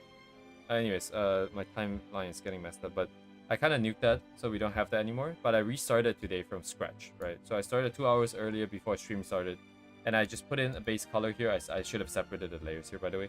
It was just one base color, and then I just slowly, I wanted to align face color first, so I did her first. I blocked out the colors, and then I draw in the shapes, and then I adjusted the colors until it kind of makes sense, right? And then everything kind of went in over a period of 4 hours thereabouts. But then, oh, what is this? I think this is where we left off yesterday. And then this is where I sort of left off today at like 4 hour mark or something. And I didn't like it because the colors, I still don't see a vision. I still don't feel the image. Like, it's not as cohesive as all these other pieces are. And of course, like, we are very early in the process too. But at the same time, I guess this part, maybe I still need a little bit more patience and trust the process a bit more. But when you're feeling shaky, it's really impossible to go forwards because you doubt every single step that you take, and it's just impossible to sort of go forwards comfortably. But then from here on out, I started sort of wondering, hey, can I just adjust colors in a way that can get us somewhere? And every step of the way, I'm just asking, hey, what do I not like here? I think it's kind of dim overall. Like these light sources are pretty bright, so let me bring it up. And then what did I say here?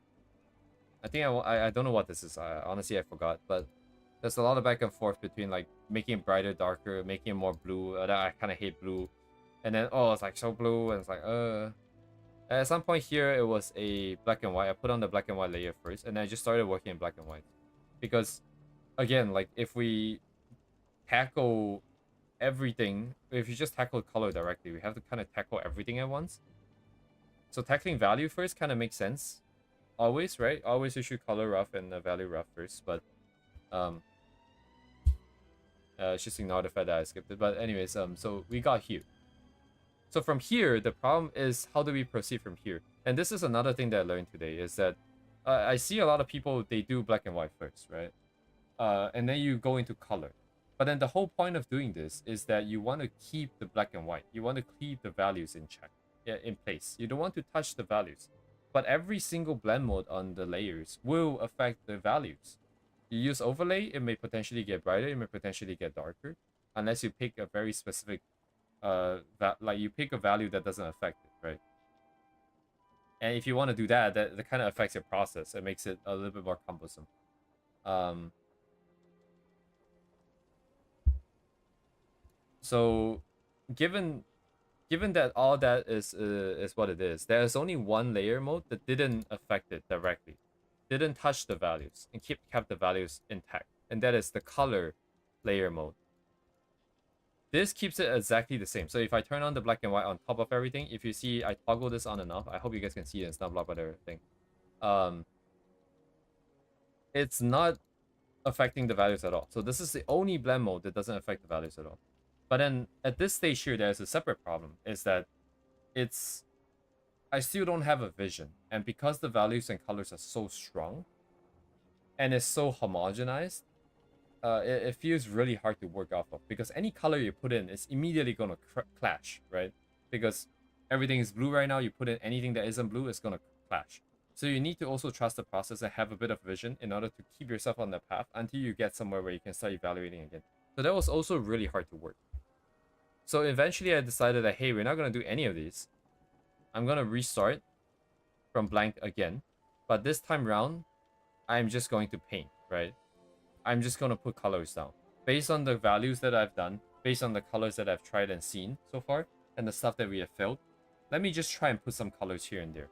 And it still kind of sucks right now. It absolutely sucks right now. But when I was painting this, it didn't feel that scary anymore, because for some reason,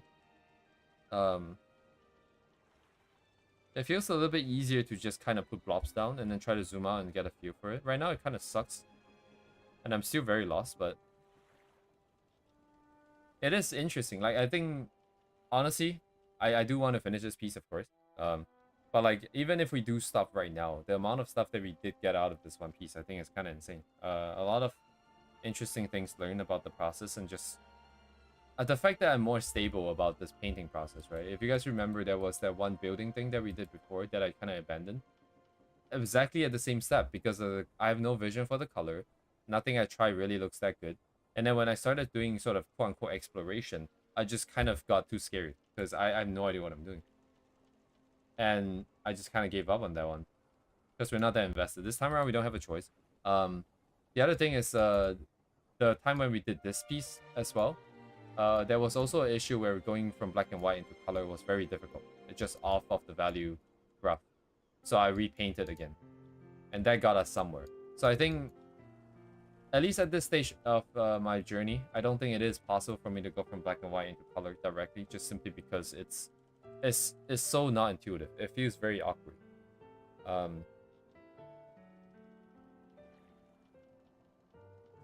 Yeah. Wow, there's a lot of stuff that I kind of need to write this down now before I forget, actually. There are a lot of things that were learned this time around. I'm going to just write it down real quick.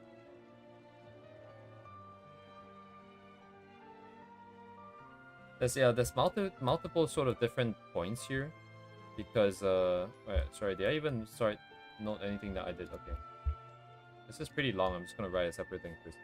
So with respect to different parts of art, right? So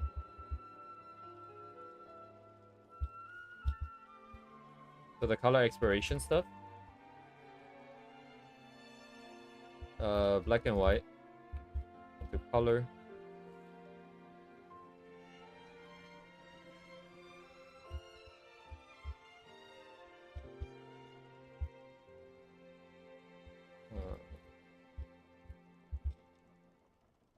By going from gray and then adding color on top, it kind of looks bland.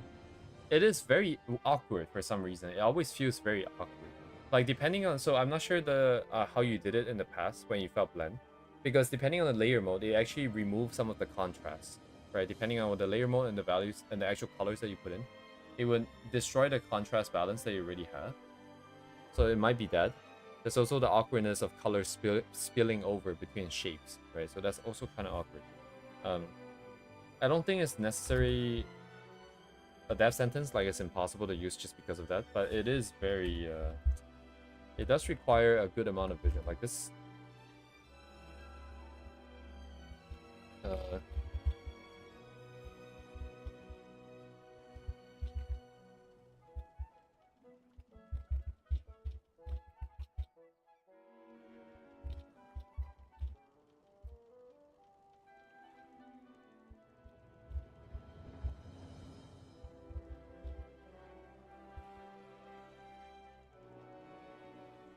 this is actually pretty obvious stuff. We've talked about this before. But hang on, let me see color exploration.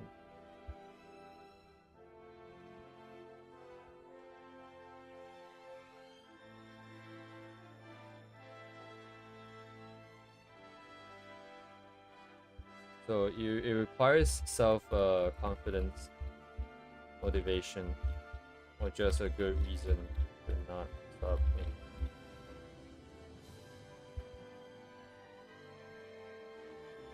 You have to really keep calm, though.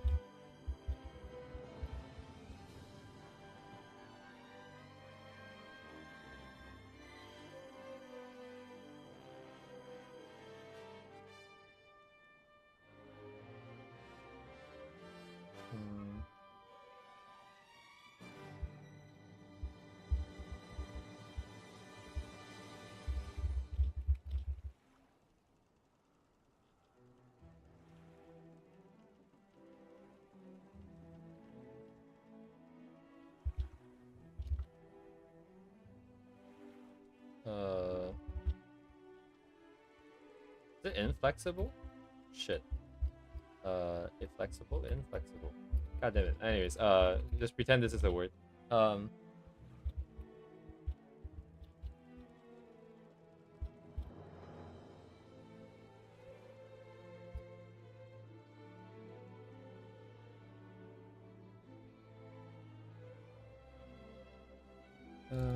So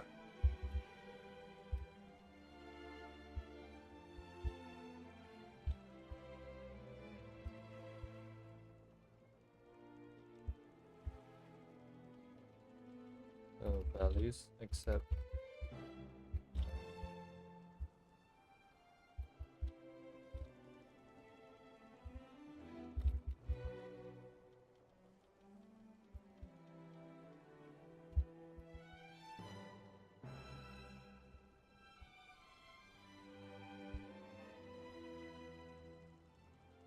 I mean, that being said, anyways, right, no one's saying that to not do value roughs. It's just that working off of value rough is all kind of awkward. That's basically it. So using color, strong single color.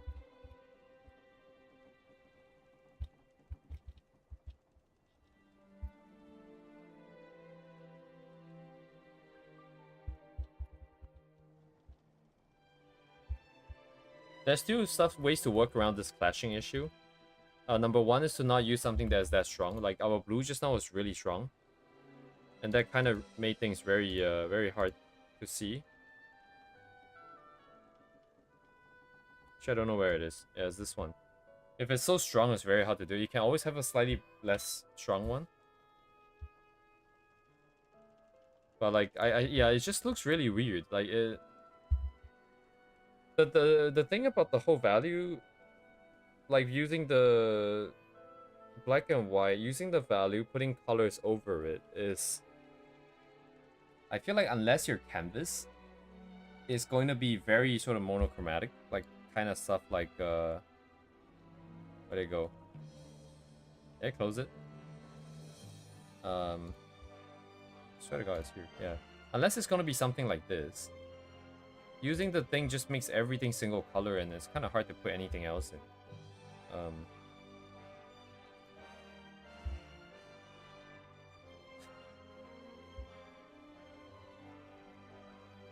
Anyways, I'm also getting a little bit confused myself.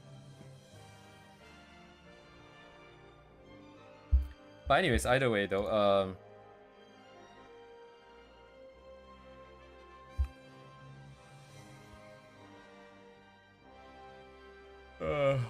kind of getting more confused.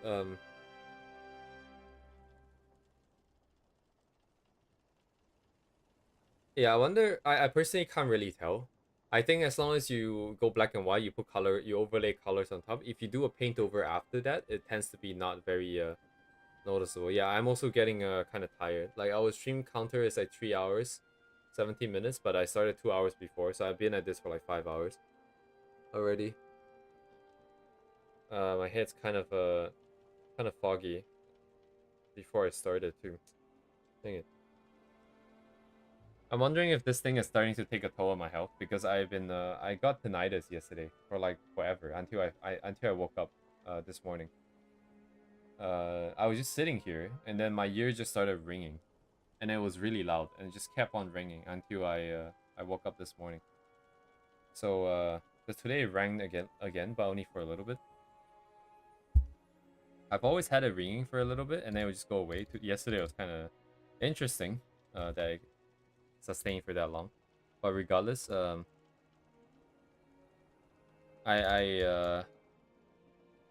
only one way forwards here. We just have to keep going here, trying different things. Yeah, I don't really know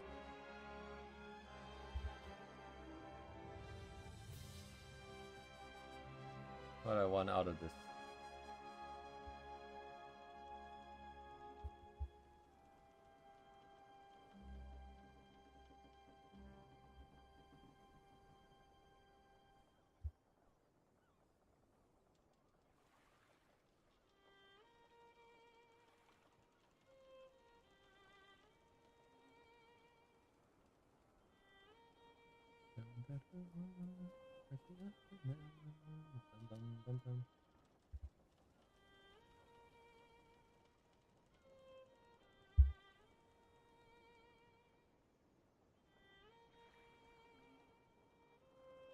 Oh, wait, hang on, let me think.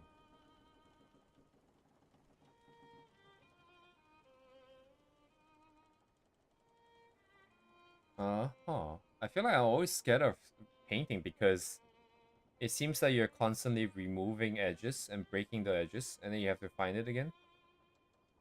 But I think I was just confused about the process because, like, I'm doing the same thing, but I'm not scared. And the reason why is I know that it's not about rendering right now. It's just about the colors. So when I'm watching other people do it, it must have been the same thing. It's just that because as a viewer, you don't really know what's going through people's heads. I didn't see the separation. I thought they were just painting. Then in which case it seems really stupid to have to constantly find the edge. But they didn't have to find the edge because they just were trying to find a color, I suppose. But anyways,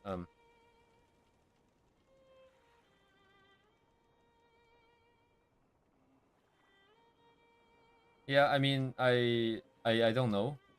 Sure, I think I get what you're saying, right? 100% get what you're saying.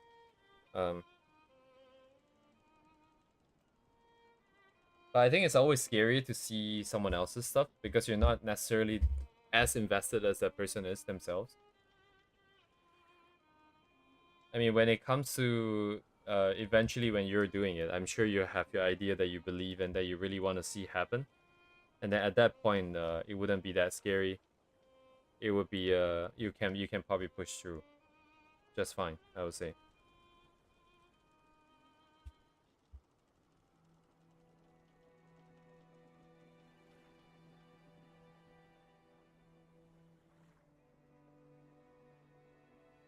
Alright, now I'm not scared, right? I can just do whatever colors I want. I can just keep putting colors on top until I get something that I think looks good. Uh,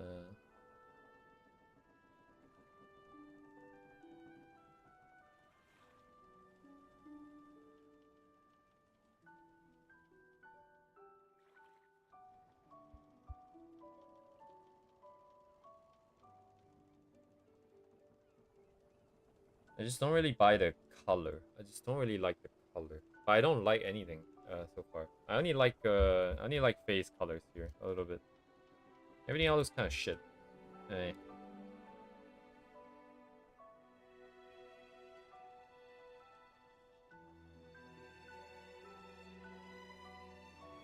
Right, yeah.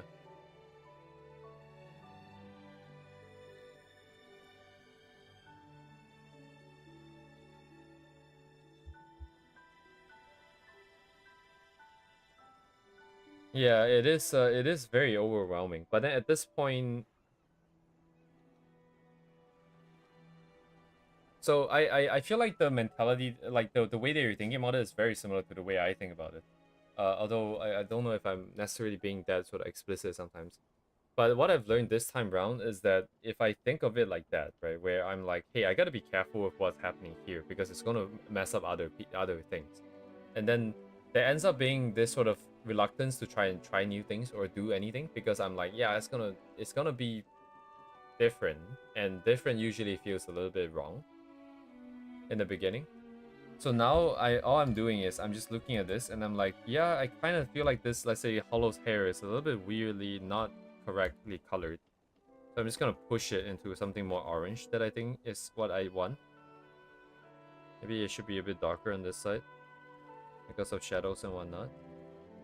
Then I'll just zoom out and I'll be like, hey, I added the shadows. Is it making everything look kind of weird? Maybe a little bit weird there, huh? But then I'll try to adjust it. So rather than like thinking if it's gonna break anything, I suppose I'm just gonna do it.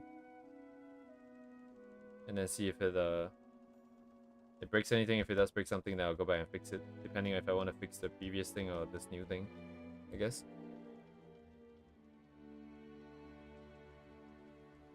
Yeah, I would say, yeah. If they have done this before, right? The same kind of colors, the same. I feel like art really is not like an intelligence thing per se. It is just a knowledge thing, right? You've seen enough patterns. You've really solved this problem. Now you can solve it again very easily, just because it's the same problem. Um, at the end of the day, it's always going to be a 3 dimension. We're always in 3 dimensions. The sort of solution space is kind of limited, I suppose.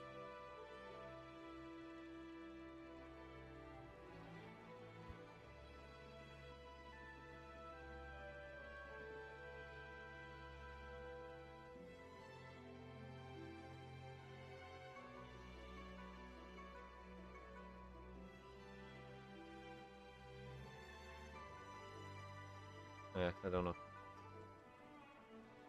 I'm just gonna start merging stuff down. I can't be bothered. Oops, I need to merge in the correct order. Whoop.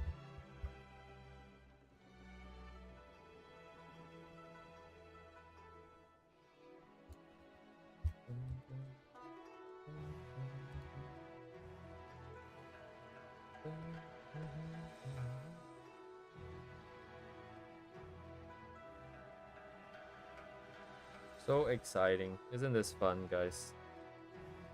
Isn't art fun?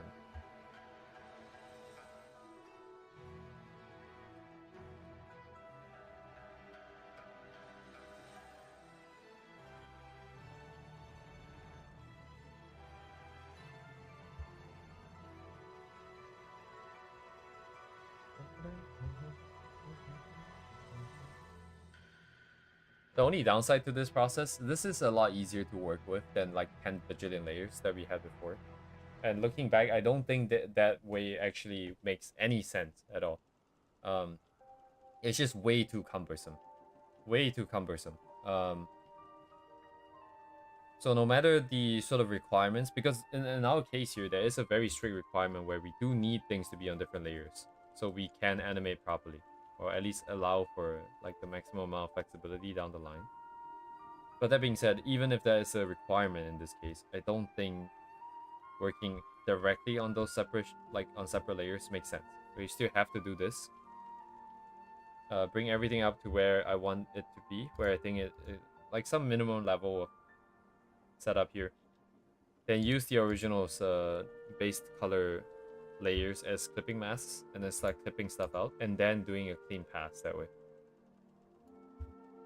It actually looks kind of cool as like a thumbnail here, the colors. It looks kind of cyberpunky because her hair is kind of adding that purple. She's kind of like purple. But something here I don't like. I don't like this color here. Why? The tricky thing is the screen is glowing, so it's not like I can, like, cause glow is very specific, in that the actual glowing object is usually a lot brighter and a lot less saturated. Like this is like supposed to be like really bright, right? Not to this extent though, but because glow inherently requires you to spill the colors over the boundaries in order for it to work. It's kind of cumbersome to put it in here now. Anyways, I'm starting to ramble.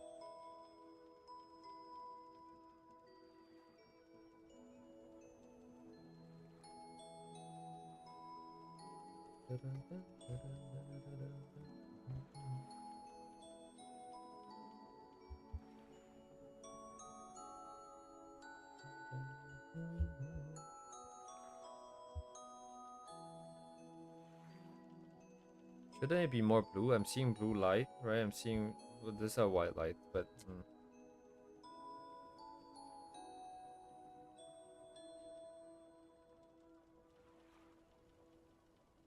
okay. What about glow dodge? What does glow dodge look like right now? Yeah, like glow dodge.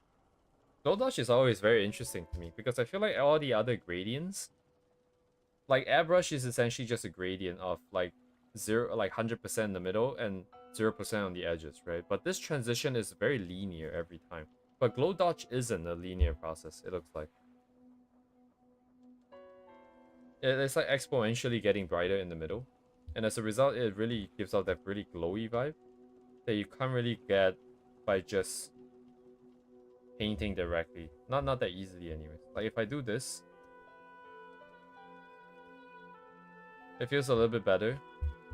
It feels like it's properly glowing.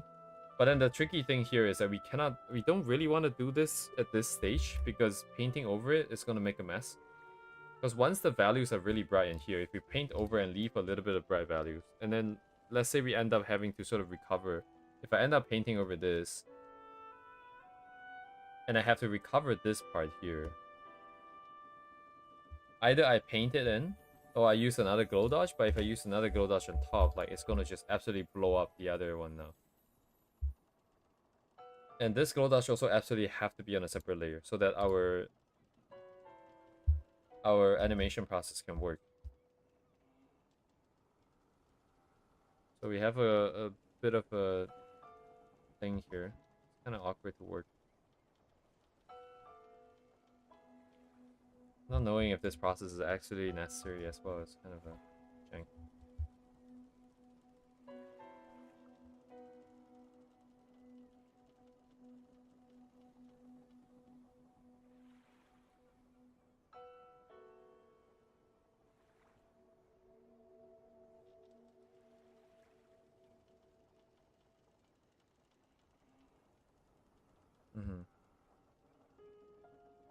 Yeah, that part is hard.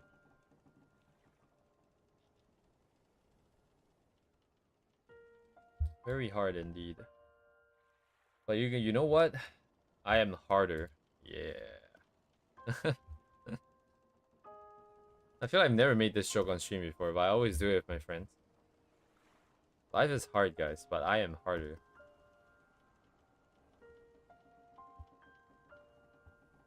I guess it's not very appropriate for stream, but like, there you go.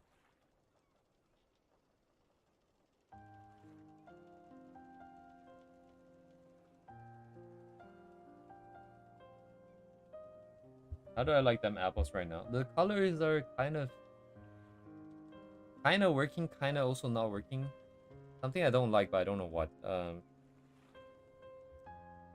still a lot of things to fix for sure, but at the same time, it is kind of coming together a little bit better than before for some reason. Feels a little bit better right now.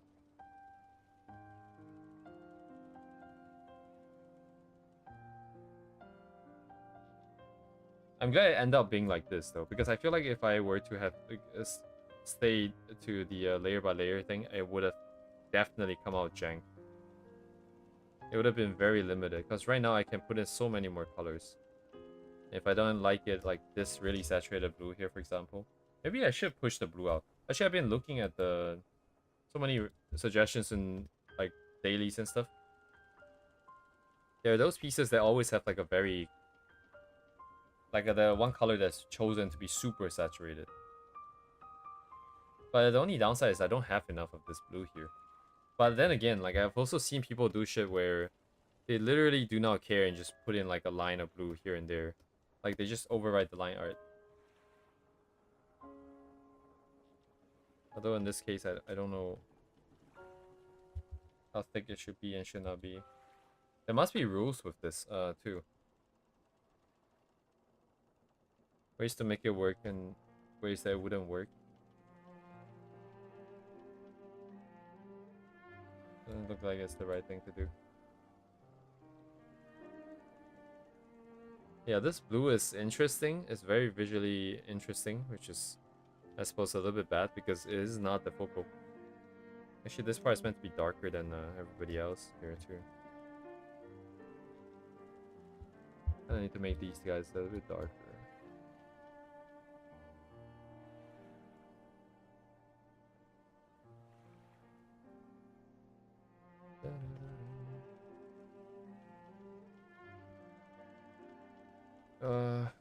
My head.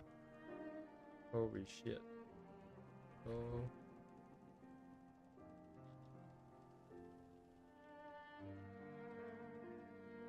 Alright, we can also start to spill colors a little bit over. So things are a little bit more interesting, but how is that gonna work in my animation process though? The concern is that if I start doing computations for bounce light, if we have a video here that changes the light source dynamically, the bounce light should technically change color and change. Well, at the we can only make it change color because I'm not gonna repaint for every single frame, right? But if I paint the bounce light in already, then it's also gonna get stuck. So it's kind of awkward. Like not having the experience and not knowing what to expect, it's kind of hard to work for sure. Because I can keep painting this. I can make things have more tones, different steps. I can have like an intermediary, transitional, high color, like high saturation area too. But like all this down the line might just bias in the S. Because it wouldn't play nice with my animation process, which I do not know. So what can I do? Like do I just... But honestly, I'm not even in a position to choose because we don't have the expertise on either side. I don't have enough expertise and experience to predict what's going to happen. But on this side, we also don't have enough sort of experience to really limit ourselves. If there's an easier way to paint, we just kind of have to roll with it. So like I think, okay, so how about this? I think the current step here is a color rough process, right? So the priority should be given to getting a good set of colors that we're satisfied with. And then after that, we can worry about how we're going to translate it into After Effects. We can always do it in multiple steps and multiple phases. The first phase, we can just bring in, for example, the base color and one light layer just to see how the animation process is like. And then once we have confirmed that, we can come back and being like, hey, we could put in more bounce light, we can put in this and we can put in that. Yeah, okay, that makes more sense. And then we can see what's the best way to handle that then. That would probably be the best of both worlds. We keep things isolated, right? We deal with one problem at a time.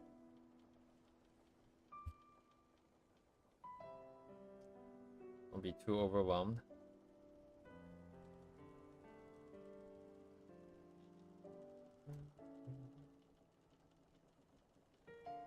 The screen was meant to be that thing, right? I'm wondering if I paint it in briefly, if it's gonna help with us predicting what it's gonna look like per se.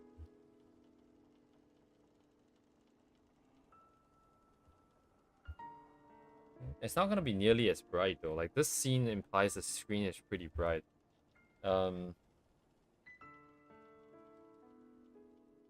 Yeah. What did it look like again? Right.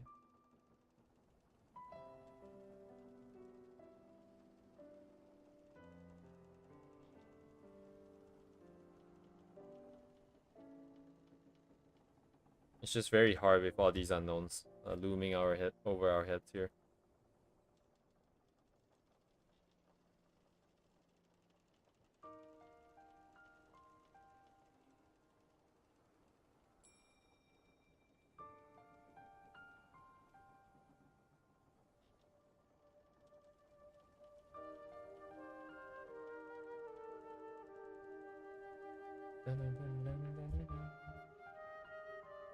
Yeah, it's not gonna be nearly as bright. Nearly bright enough for this to work. We can always find something else, so it's not really a problem. We're this time around, 100% the light source is gonna have to work for us. We cannot decide the scene, the light first. We just don't have enough control here. We decide on the overall vibe, we decide on how everything else is gonna look, then we figure out what the lighting is gonna be.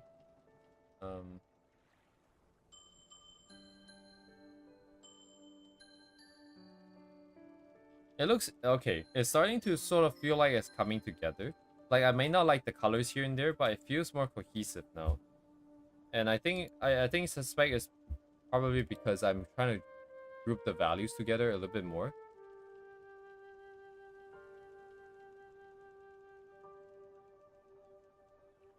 I feel like Duvet mentioning that was tackling multiple things at the same time was why things are hard. Really stuck. And then the other one is Uni saying about the brightness grouping. That one also kind of stuck because now every time I look at all these dailies that they suggest, the ones that are really hard to read is usually because it's too homogen. Like the detail, the contrast setup is too homogen. So it's the same sort of amount of contrast everywhere. It makes it really hard to read. So now if I make the middle area significantly brighter as a whole, then it becomes a lot easier to read. So, but then there's also the other part of the equation, which is like how dark do we really want our darks to be? At this point, I'm not sure. The references do tend to be pretty dark in certain spots, but I feel like we might be at our limit here. I don't really, like making this darker.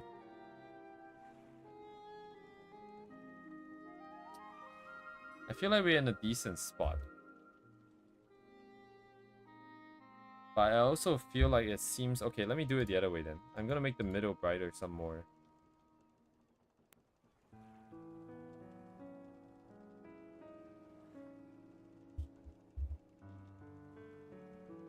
It's kind of tricky, right? Because there's a lot of dark items. There's also this really dark space underneath the table. And then her wing is also meant to be pretty dark. So I don't know what values they should be. Because previously it was actually a little bit too bright. Yeah, it was a little bit too bright. Like the space underneath the table is brighter than the keyboard. That doesn't make any sense. How about I flip them?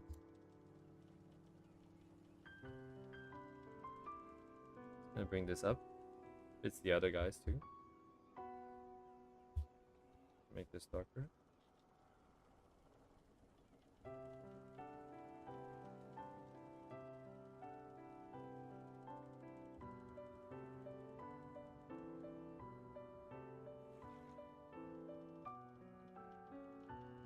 Yeah, I don't know how people how to compute. Like I feel like This is why it's so important probably to look at a lot of art.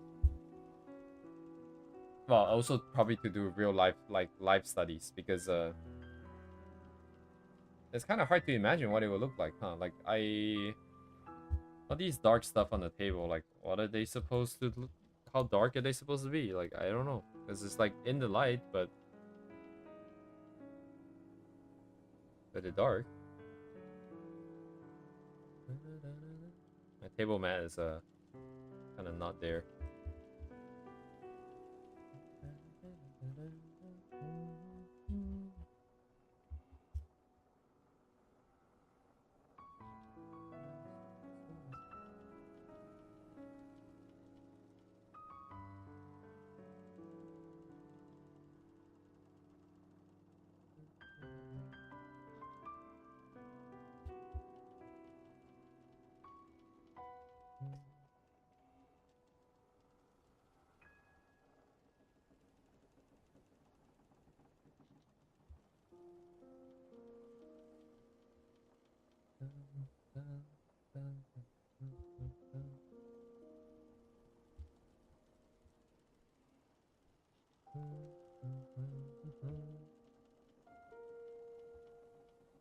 Right, I'm gonna take over slowly. Okay, very slowly.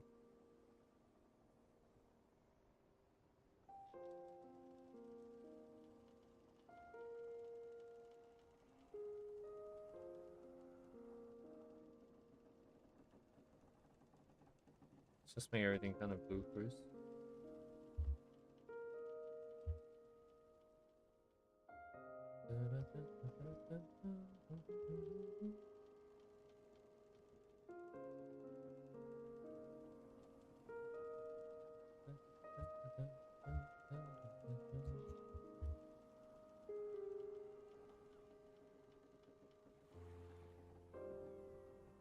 Slowly inch our ways towards the final, whatever that is. No idea what that would look like.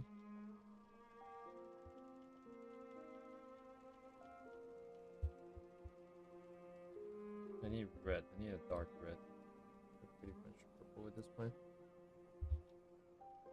Yeah.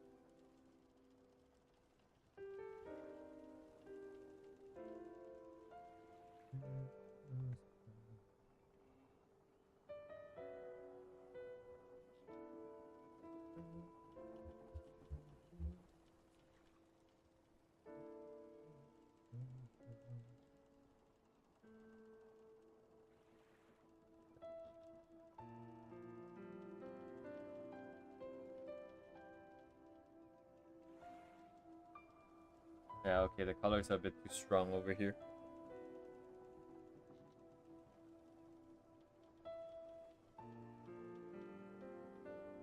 I need to drop the colors.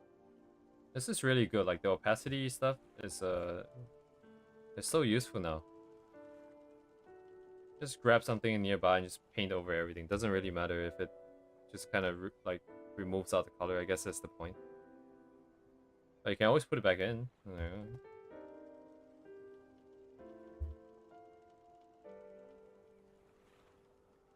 I mean, looking back, I think a lot of the decision making that I used to make kind of makes no sense.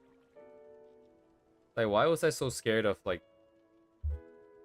painting over stuff? Like, I could just paint it back over. Like, what?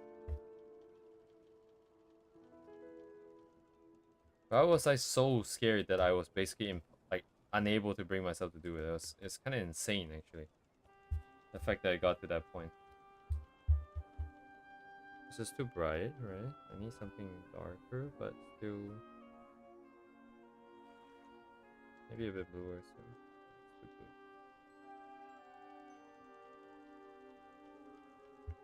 blue. Nah, it's too yellow. Okay, maybe this is it.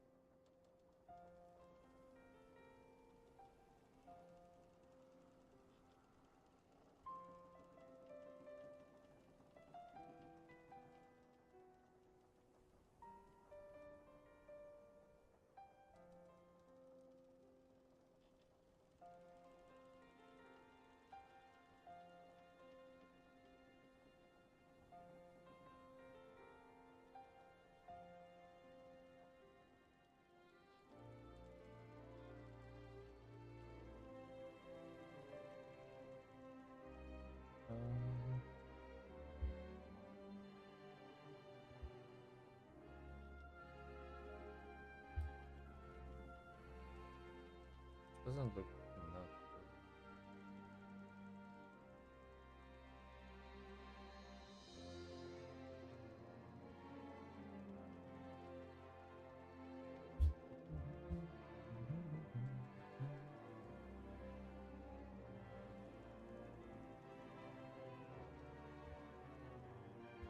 Orange again.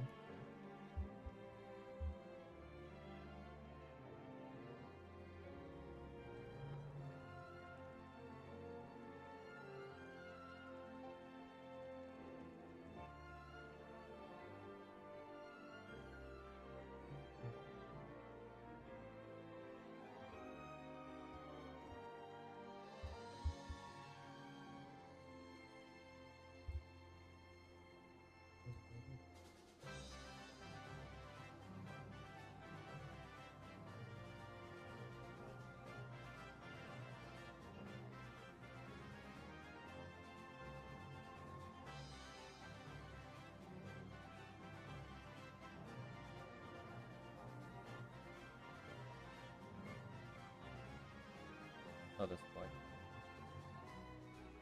The colors here are clashing, so it's not being. The yellow is not adjusted correctly, or the blue is a little bit too blue for this area. Not sure which one it is. It's just not dark enough.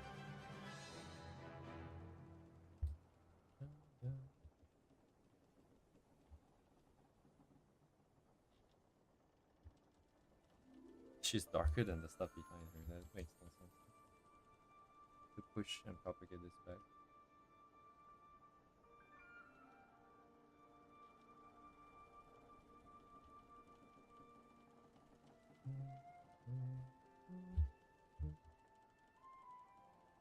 Can't believe I forgot Nehru. That's insane. Very sad.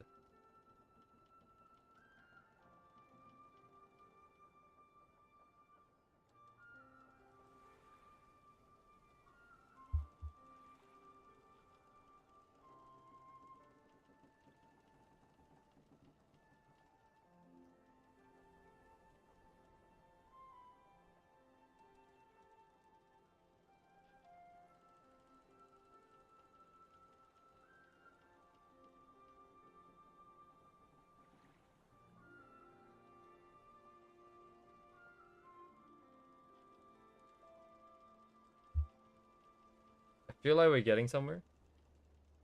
It's not necessarily any of these references, but it seems to be coming together, coalescing into something that's at least a little bit more cohesive than everything else we've had so far.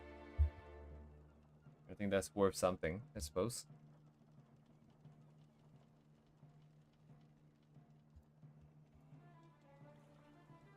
Ugh.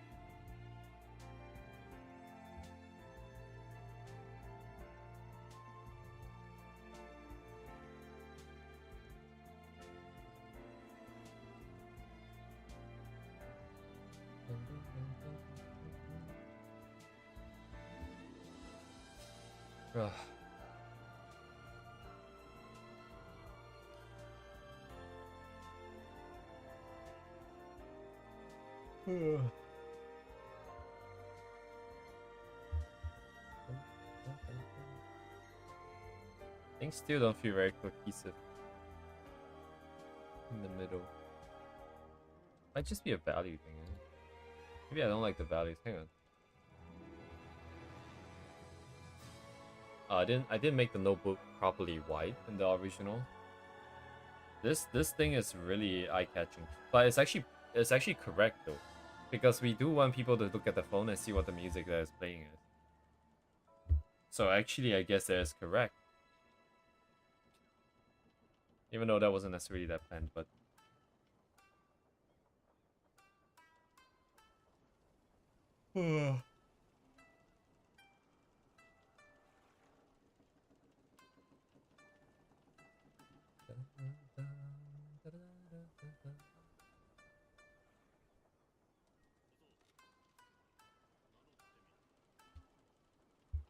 tired. I'm gonna go look for.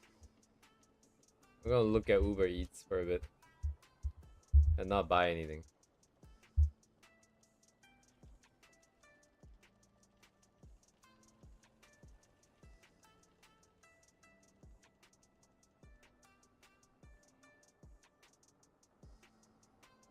Sometimes it works. I mean, most times it works where I can just look at something, pretend that I'm eating it, think about eating it, and then I'll just not want to eat it anymore.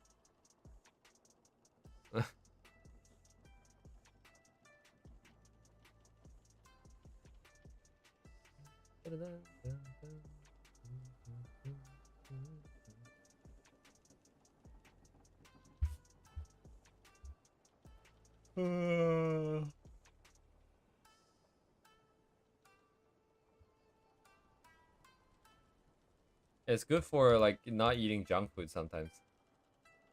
I can although to be fair, like, I think in recent years it's not been very effective anymore, this technique. In the past I can cancel anything I want to cancel.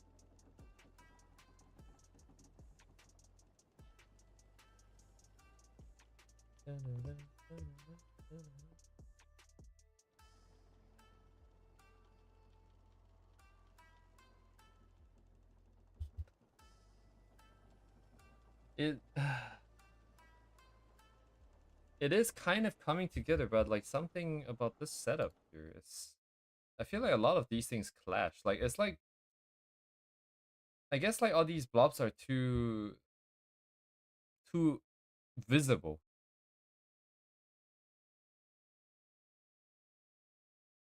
Is it like that in the original one?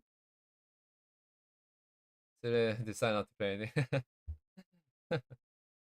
Yeah, I wish I have the energy to play those factory games. I would like to play some factory games and optimize some shit, but I'm just so tired. I will open Satisfactory for 2 minutes. I'll just walk around, look at my existing setup. I'm like, yep, nope, I'm not touching that. And then I just Alt F4. I was talking to my colleagues the other day that I guess the perfect game really depends on your current energy, right? Because if you're doing something, you want to probably be challenged a little bit. No, no, hang on. Let me rephrase that. I think a game is only interesting if there's some amount of challenge. There's something for you to do. If there's nothing for you to do, then there's no fun to be had. But to do things means to spend energy. So essentially, the best game, or rather the most fun game for you at any point in time, is dependent on the energy that you have. So it's like a whole spectrum. And then you have to kind of be aware from there, I suppose. But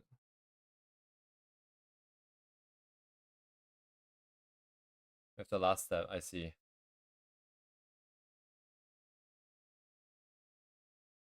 I'm so tired. Holy shit. Meow meow meow meow meow meow meow meow meow meow meow meow. Okay, I think, yeah, compared to the original, sorry, yeah, the other, what do you call this value setup here? It's too obvious. These guys are too obvious. Obvioso. And I'm just gonna have to bring the values up, I think.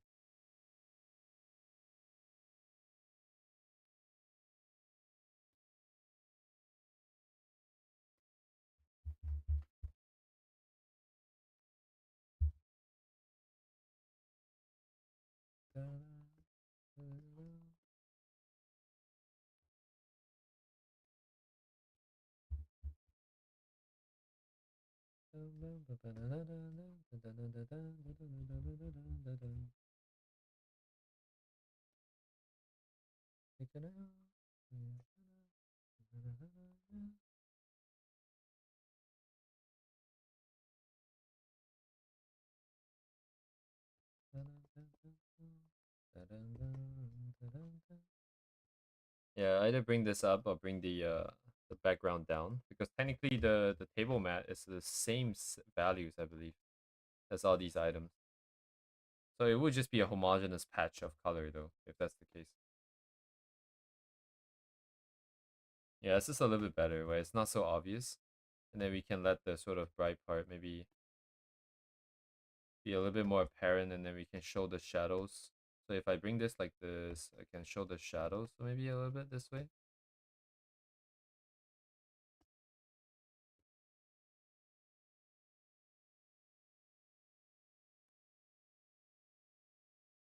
This is the burger box.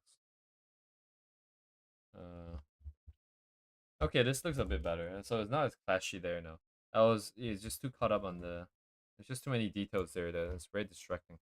Now there's no details there. Very cool. Other than this thing that we want to show people. People.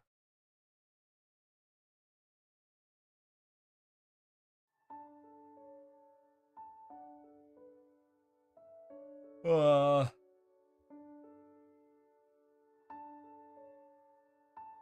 I see.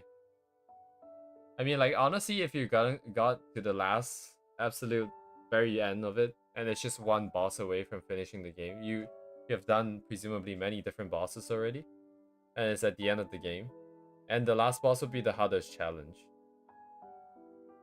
So I guess if the game isn't necessarily that fun, where the mechanics is something that's truly that enjoyable, you can imagine yourself beating the boss and beating the game, and you've already experienced that a couple times, and I guess maybe nothing new. You're like, lost interest. Game over, I guess. Something like that, perhaps?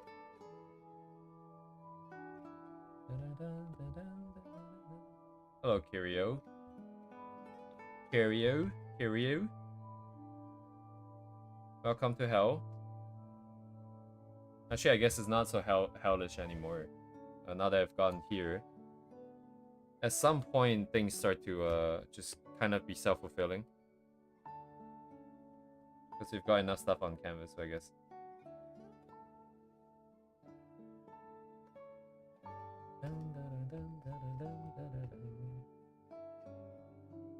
Meow meow meow meow meow meow meow meow meow meow meow meow.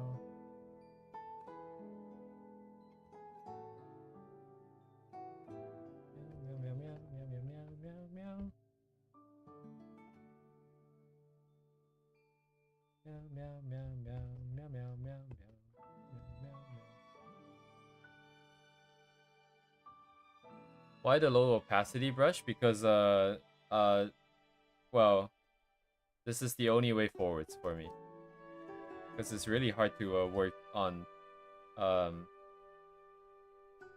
So let's put it this way, right? First of all, we have a lot of different things on screen. And originally I was working on each one of them on separate layers, which is a pain in the ass, right? So that's too cumbersome to be effective. And then if we're painting over everything, if you use a solid brush, you really need to have a very clear idea of what you're doing, like what colors you want, which I don't. So the only way that I can work is to use an opacity brush to slowly just nudge colors around. I think this is too dark. Okay, make it a little bit brighter, just a little bit brighter with this opacity brush, and so on and so forth. So that's why it's a low opacity brush. Short story long. That's the reason why.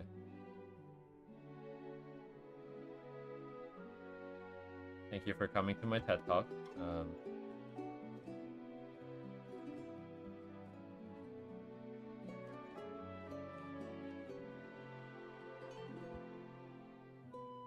Terrario.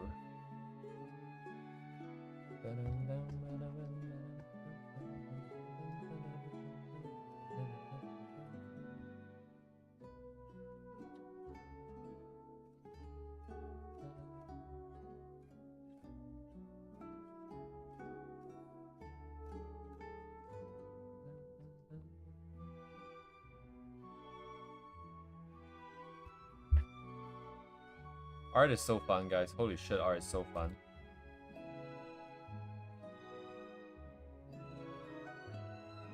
I'm doing this now, and I'm wondering if art is meant for me now. I'm questioning reality now. Holy shit. Chill out, bro. Chill out.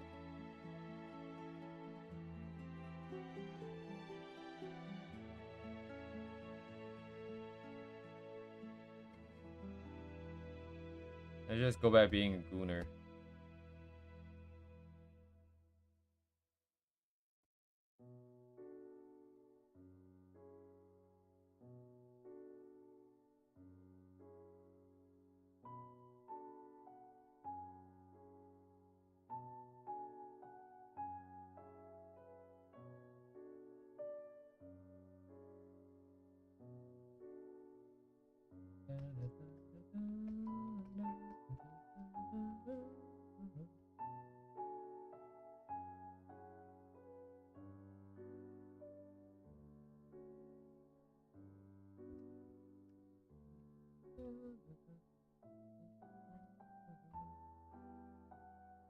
Oh, haven't I seen this before?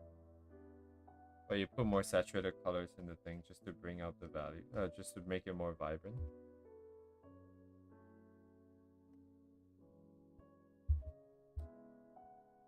Me no likey, me delete. Alright, delete.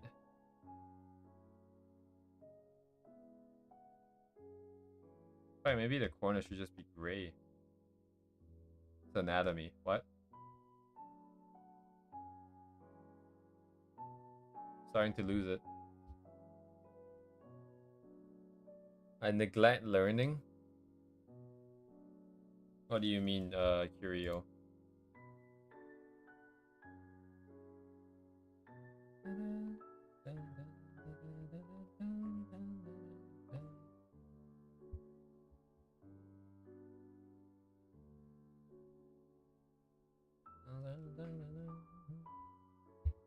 Oh, I'm missing a color here.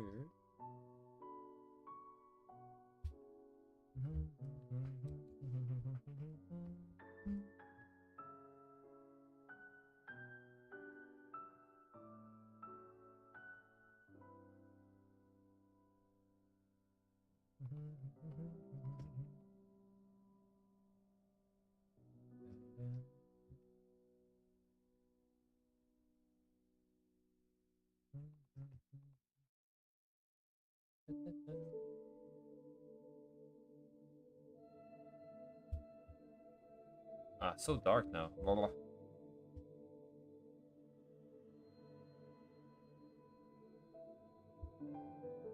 Uh, I do feel like it's not very effective for sure. That I'm not remembering anything.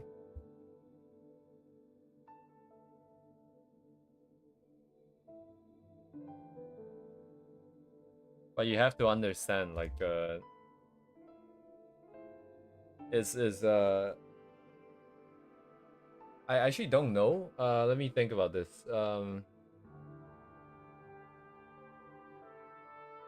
I think it's a mileage problem. So learning, there's two ways, right? You do active learning, where you actively process everything that you do. And then you do passive learning, where you just go by mileage. You don't really necessarily think too much. You just try to learn intuitively. We're somewhere in between.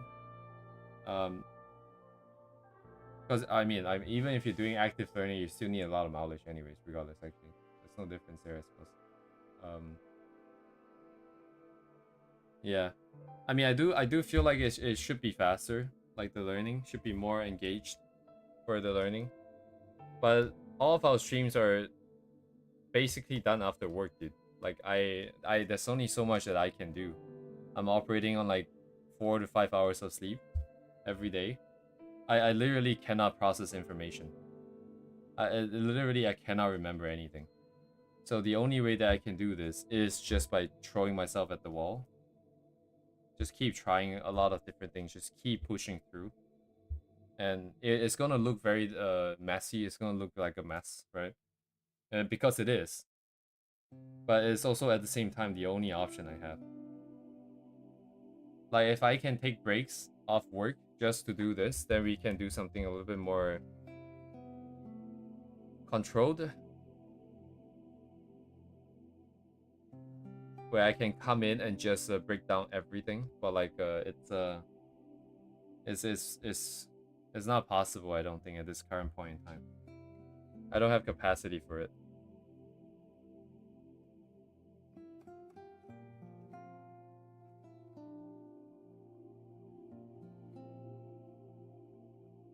Did I bring this value up just now? There's now, it looks like it's kind of dark. Wait. I don't know what to do here.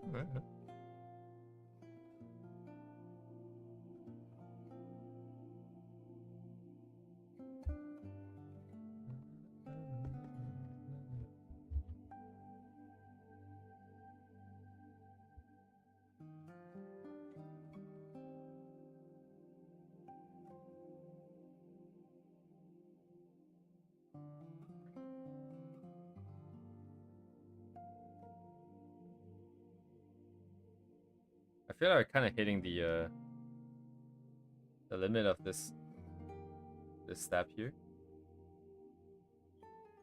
I don't know if we're quite at where we want to be just yet, but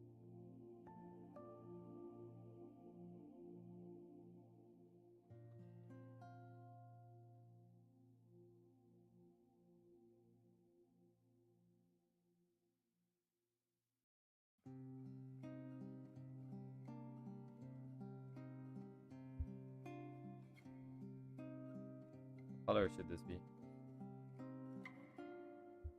What color would make it more interesting, actually?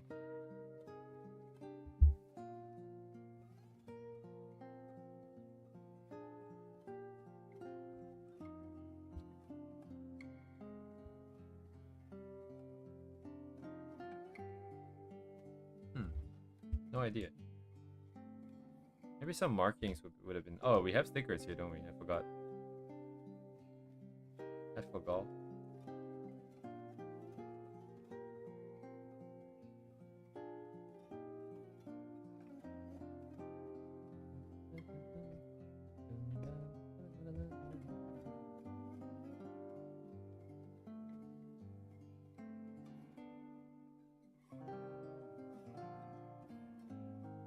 I mean,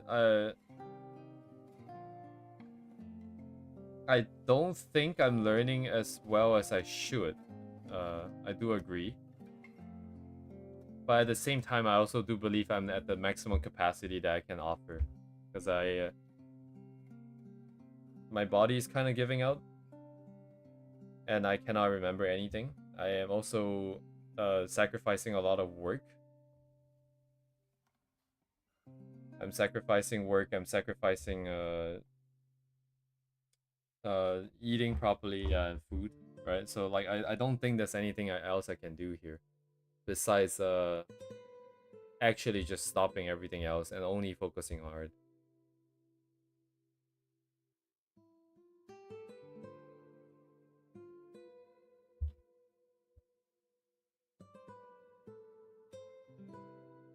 Mm-hmm.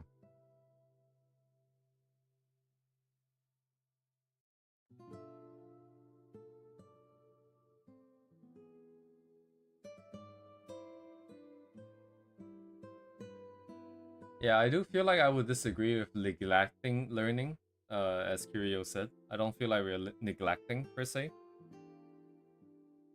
because neglect would be not even trying any of these hard things at all. Neglecting learning would be to do whatever that's the easiest, to do things that you already know. But I feel like every time we do something is something that we don't already know, something that we haven't done before, or something that's more a complex version of what we have did before. So I don't agree with that point. I do agree that it could be more effective. Um, that's where I stand. Um,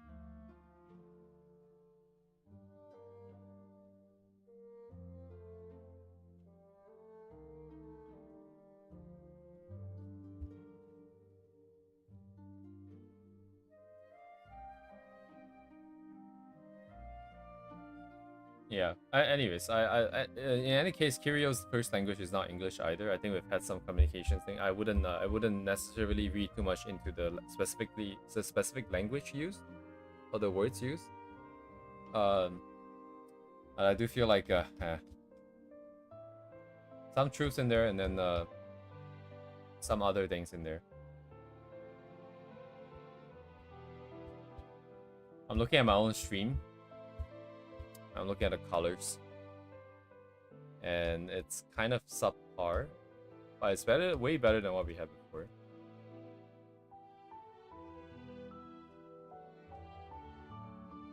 Well, Devar, I feel like most of what I said cannot really be backed up with skills per se either. A lot of it is just mostly speculation on my part.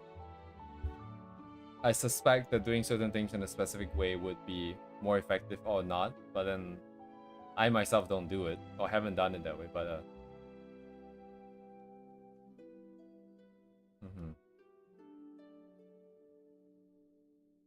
right,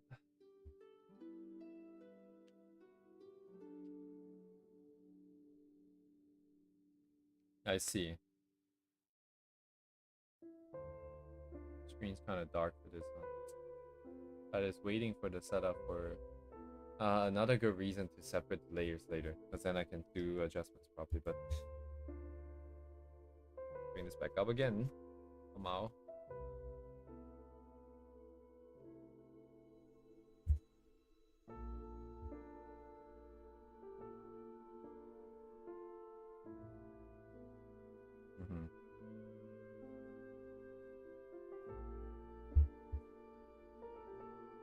Yeah, I suppose. I do feel like after streaming for like 300 streams, I've gone very talkative, which I suppose is expected. Sometimes I worry if I'm being too comfortable with talking so much.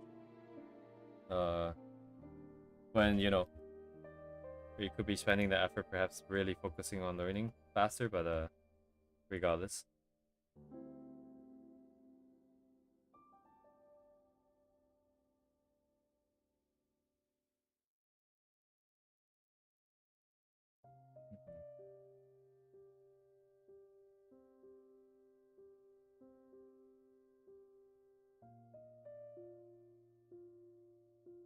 Okay.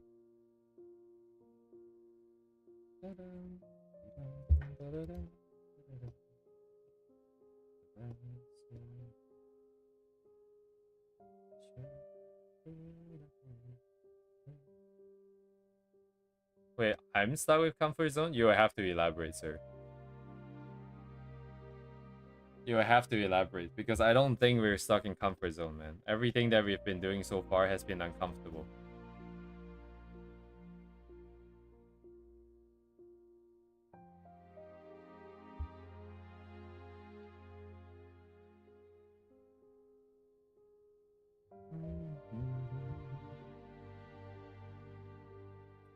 The Balkan's not very visible though.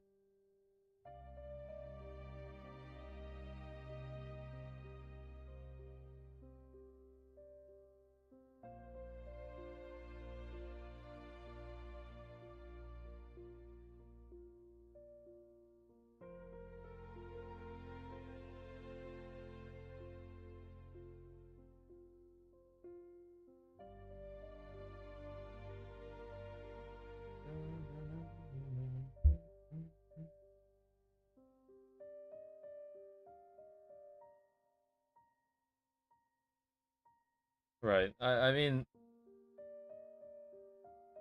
so I don't think that that's the case because I feel like everything we've done is kind of uncomfortable, especially like the previous part when we were doing colors and stuff. I was setting up the system specifically so that we know that every time we do a new piece, there are things that we have never done before, right? Um, but maybe there's a better way to do it still. But yeah, Kirio, if you have a specific example, you have to back it up with example, man. I do not know what you're talking about. Um,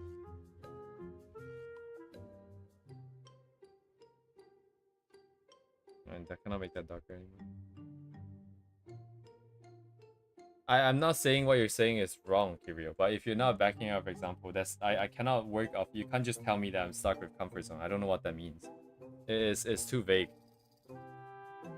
Because comfort zone to me means trying things that I've never tried before, so that we can learn things and experience things that we have never experienced before.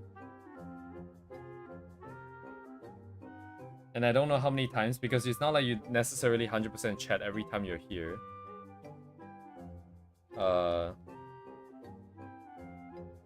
Oh yeah, are you specifically talking about talking with an actual artist? Like, what is it that you think that I can get from an actual artist, though? I do agree. I haven't spoken to. Well, you might want to define actual artists, but someone who's like super experienced. I mean, what is super experienced though? Like, unless you're talking about like master level of artists, like people who have literally uh like 3,000, 4,000 hours at least, because at this point I've accumulated like almost 2,000 at this point.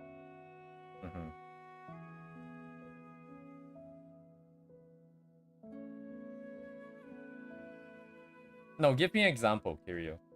You mentioned you talk to artists, right? You talk to those big artists, actual artists, in your own words. So what is it that you think that I am missing right now?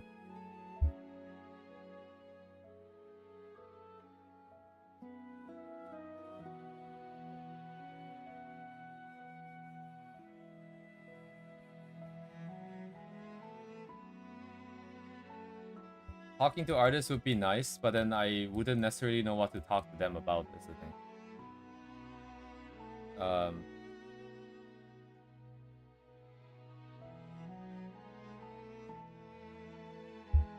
I do agree that you can learn a lot from like talking to people who are way more experienced. That I do agree.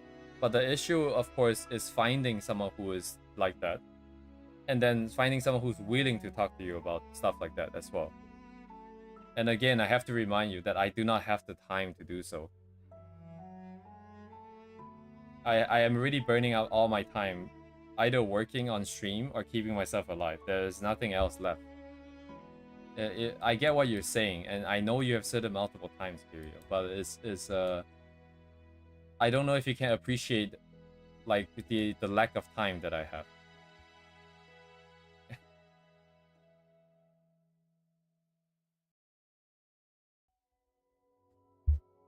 I have no idea what you're talking about right now. Are you talking about me, or are you talking about yourself? Or are you talking about the other artists?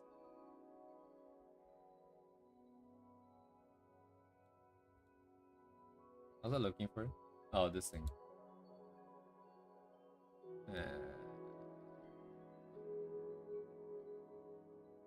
Oh.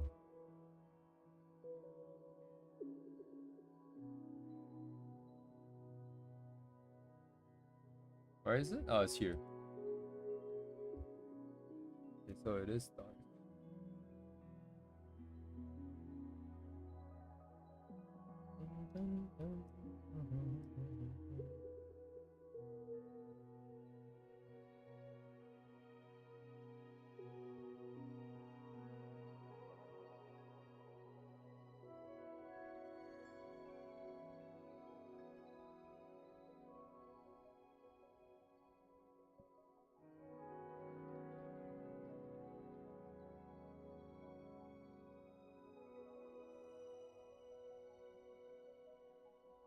Maybe I should drop this.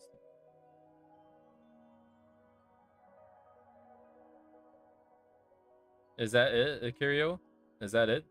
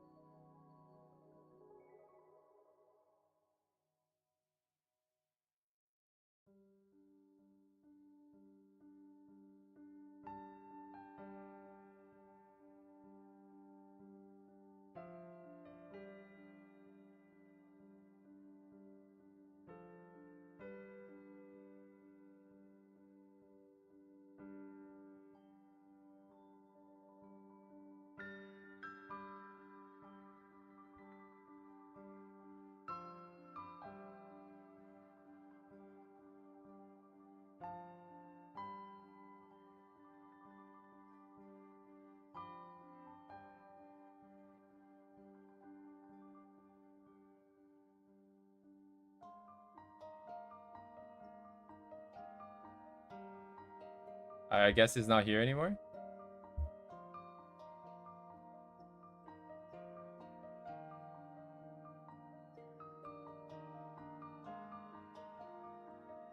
Oh yeah, no worries, the virus.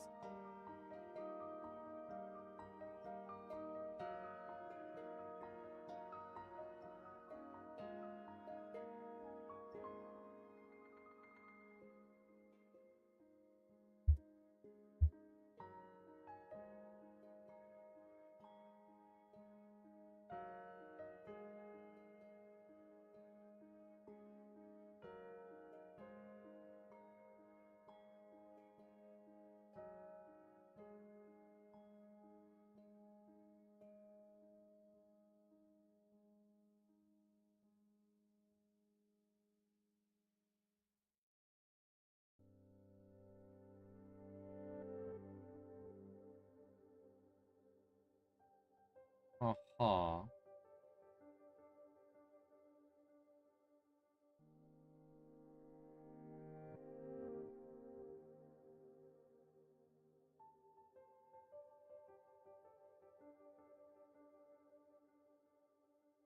Hmm.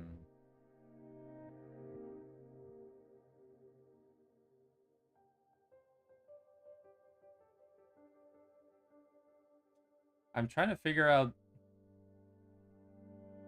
what's the best way to communicate here. Because I obviously there's a language barrier here, and that's pretty difficult because I am speaking, and I don't know how much is being captured on their part. It's probably that part better done on text this time around.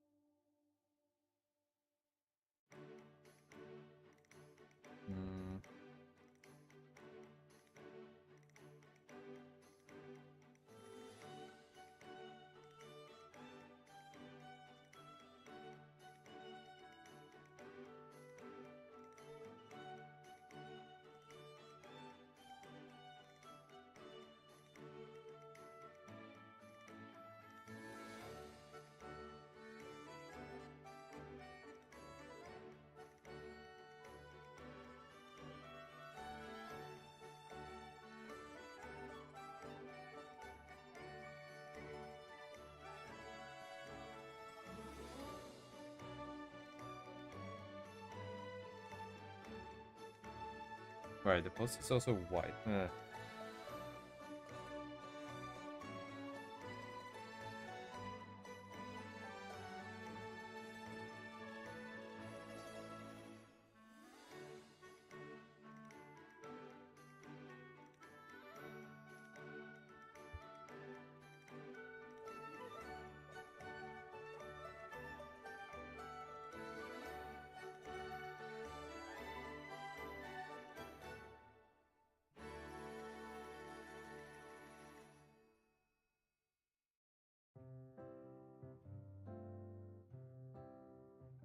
Now I can use my flipping mask to deal with this a little bit more, I think.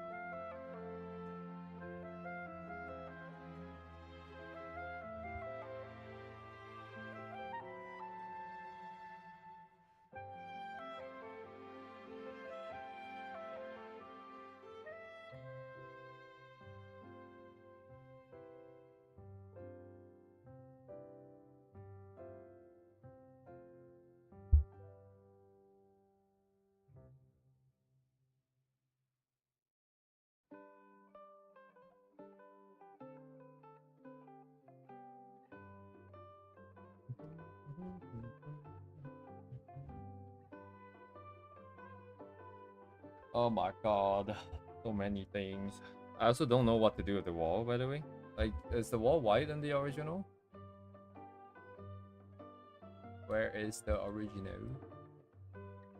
Right, you can't even see the wall in the original. Okay, that's great. I guess it doesn't really matter, but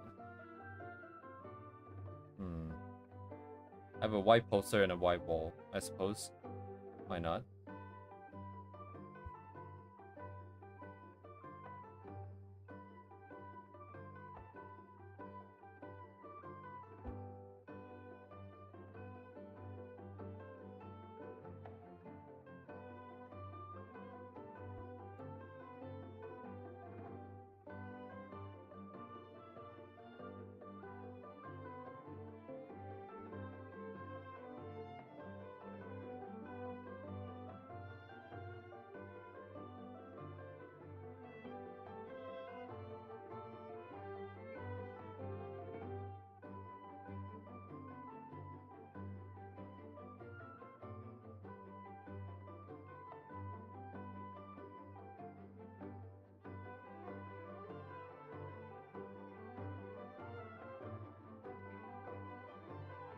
I'm just going back and forth on the same things now.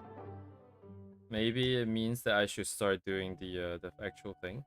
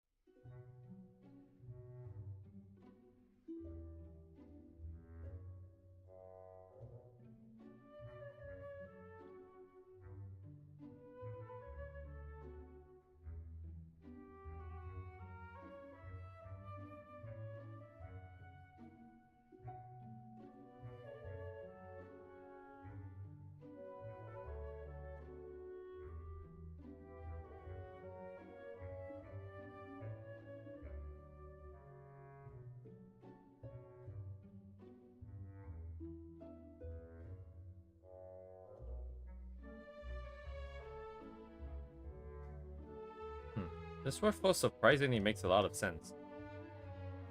I would think that if you're painting, you don't really need the clipping mask. It wouldn't need like each thing on its own thing, but with the mask now, it's so much easier to do everything. Maybe this is how it should be done every time. Even if I were painting, for example. Why is it? Oh, that's the layer. That's the layer.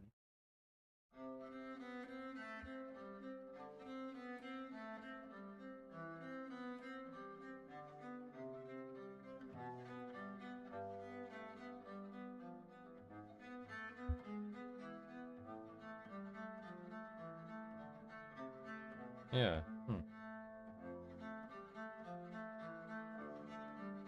Maybe this is how it was meant to be.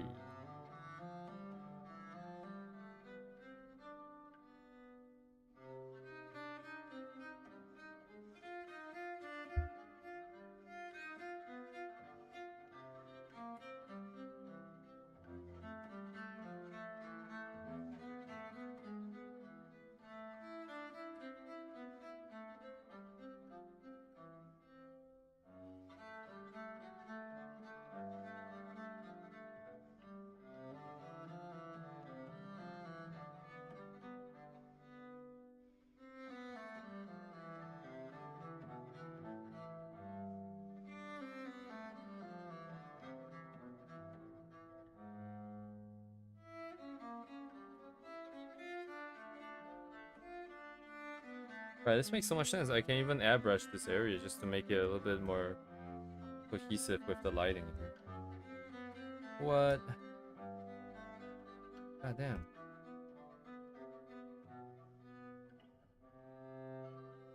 Oh. Come on. Yeah, update our workflow chart. New plan. That being said, the colors themselves are a little bit off, perhaps.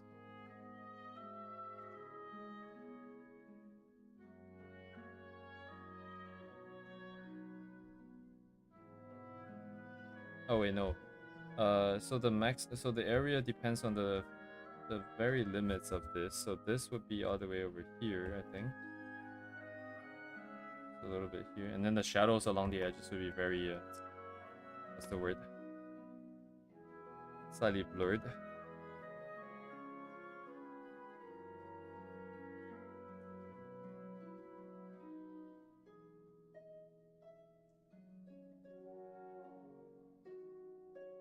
Ho ho ho.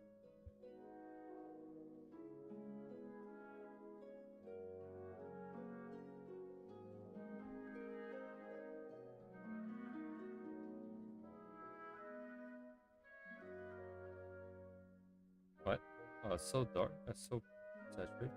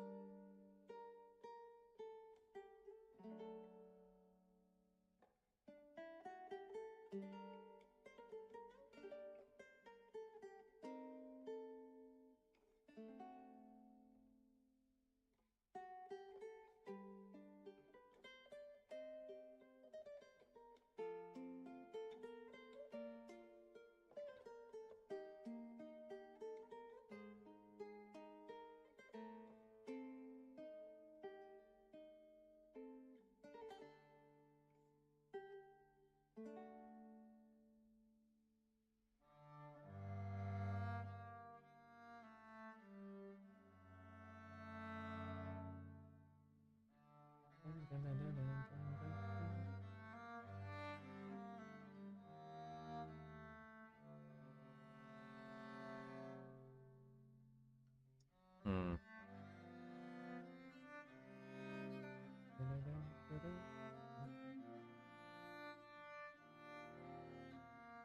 Compared to these guys, it's a little bit more faded. It doesn't have as much saturation. But I also didn't really like the saturation when we had it. Anyways, it's probably gonna be a next time I see a thing, for sure.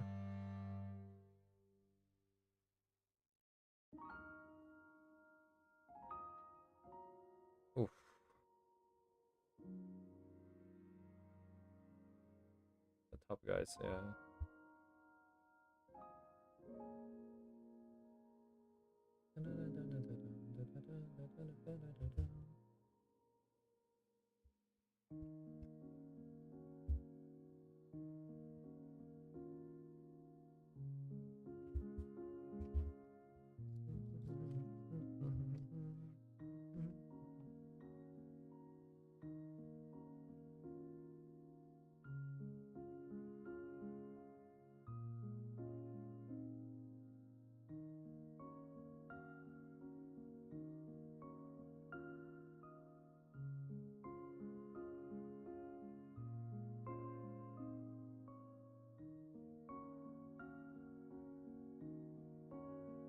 Yeah, this top part is not enough. I don't.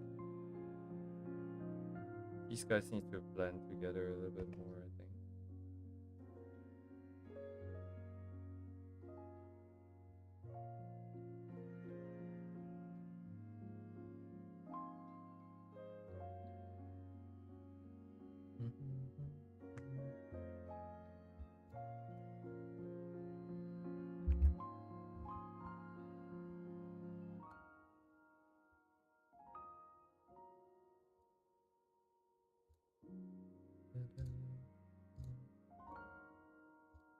I don't know how dark. Yeah, this one was too dark, it feels like. But it also has a different kind of impact, though, if it's that dark. I'm just not knowing what I want. Uh, this one, okay, so this one is dark, but it's because the bright parts are not bright enough. The dark parts being this dark kind of makes sense, sets up the contrast. This one is just a little bit more cohesive, so it can be a little bit more bluer and moodier perhaps this way. Like this other way of moody. Oh wow, this is so blue. Right here.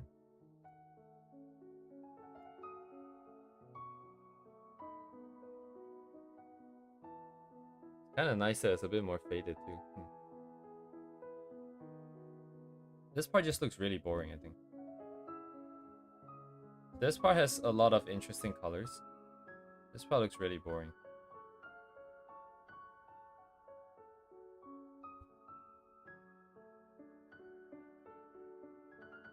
This color is too much, so I haven't really done too much for the top yet, but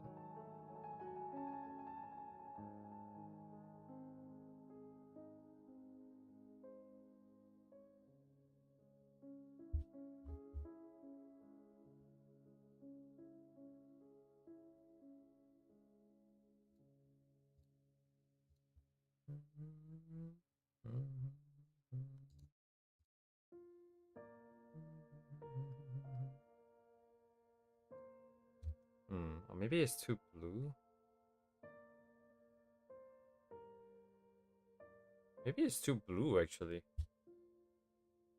I did this because I wanted it to fade a little bit more in here. Or maybe it's too blue right now.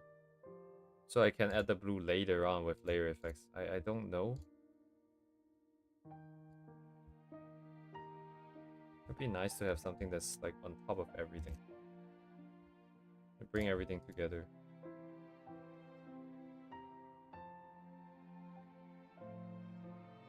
This is really blue though.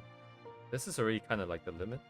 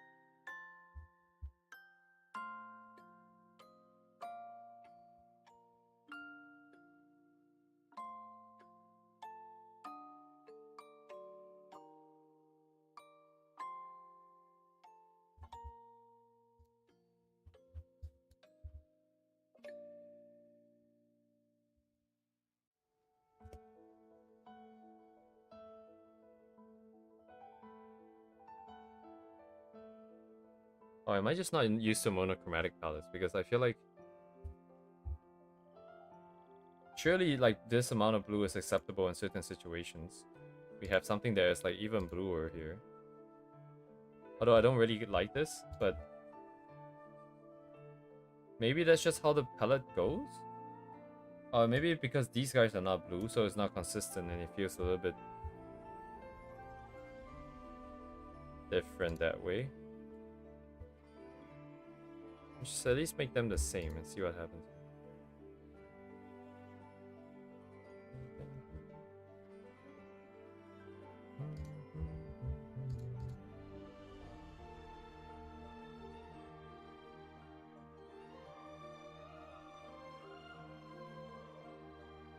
It might be too dark.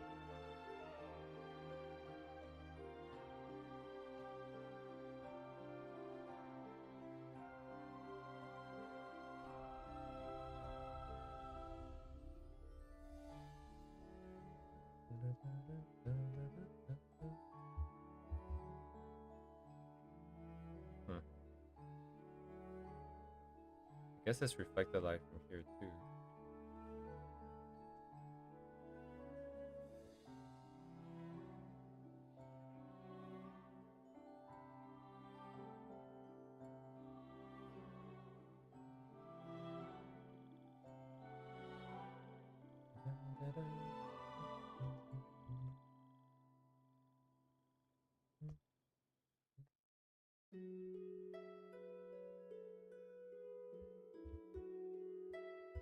Yeah, I probably have to just come back to this. Dang.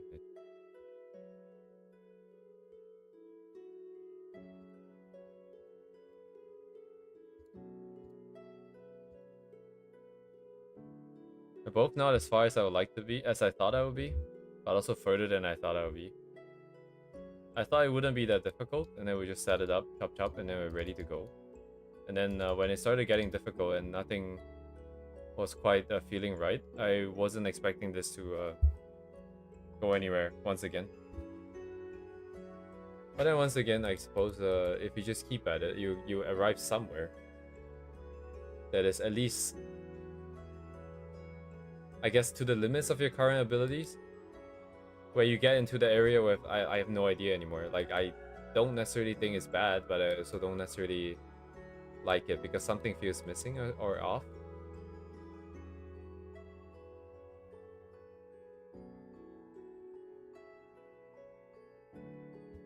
What was the other? Wasn't there another one that had something similar like this?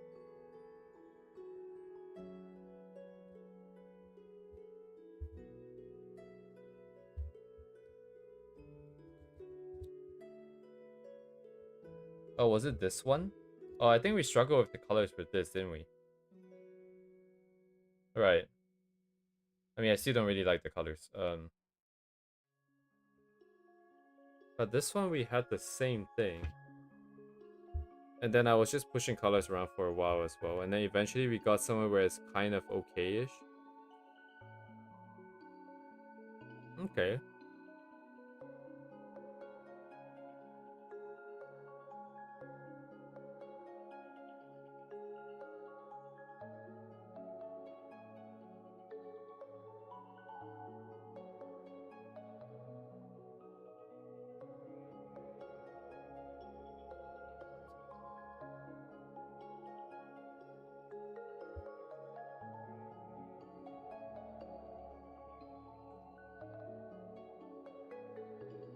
Let me think. So,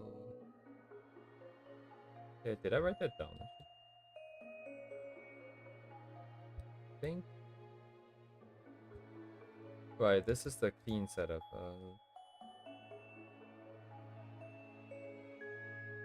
But even then, right? So this is just the execution of the final sequence. There is the whole sort of empty canvas to planning stage. And that part requires it's only because we're waving it. It's not necessarily because it's not required.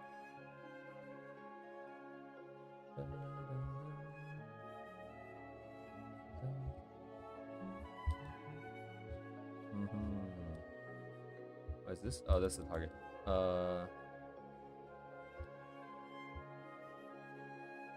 style alignment. Okay, so none of these are okay.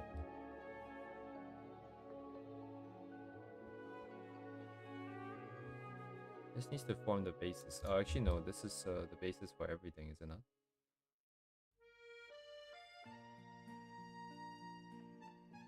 I didn't write any notes. Oh, I guess I don't have notes.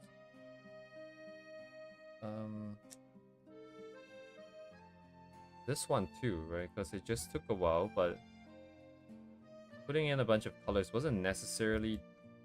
Well, it's not as great as I would remember it being.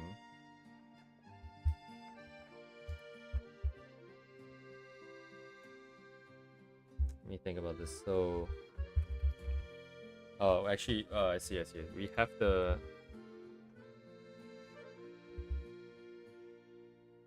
Dang, we haven't opened this in so long. Am I gonna crash? I'm gonna start closing stuff. We won't be using this for today anymore.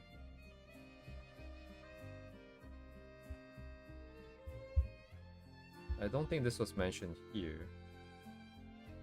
Because this is not what this thing is about. But we do have the...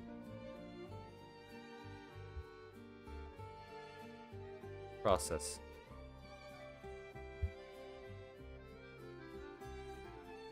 Let me see. This goes somewhere. This information goes somewhere here.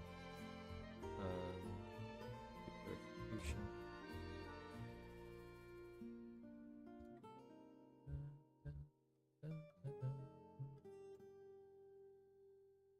Ref idea exploration.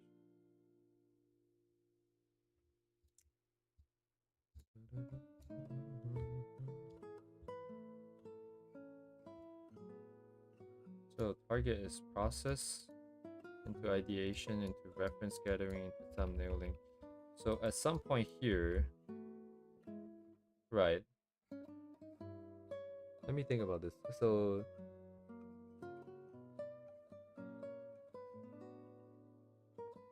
right, it's a waiving of that sequence. It's not necessarily because it's not required. We are talking about the value. This part here, actually.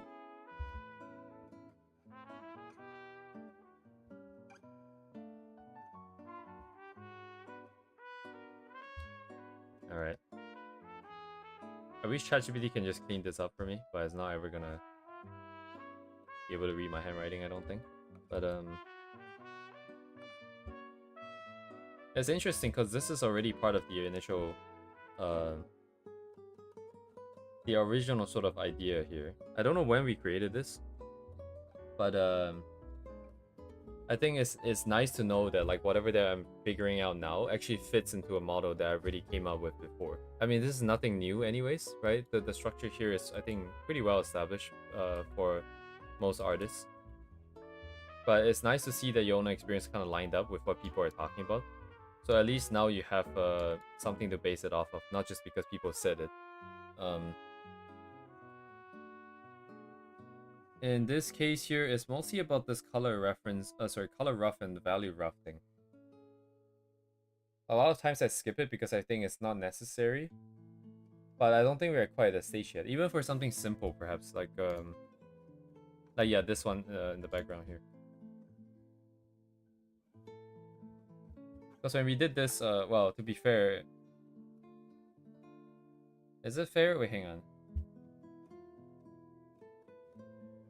I think due to the simplicity of the pieces here, the color rough stage isn't that the color rough didn't exist, that stage. It is that by the time we're done with color rough, we are also already done with rendering. Because the rendering itself is just way too simple. There's not enough elements there anyways. So I wasn't mentally aware of myself sort of skipping over the color rough, but in essence we also kind of did it. But in any case, I think the current thing is that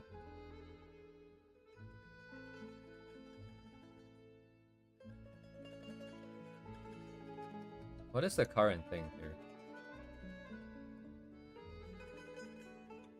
I think it's more about the specifics of color rough.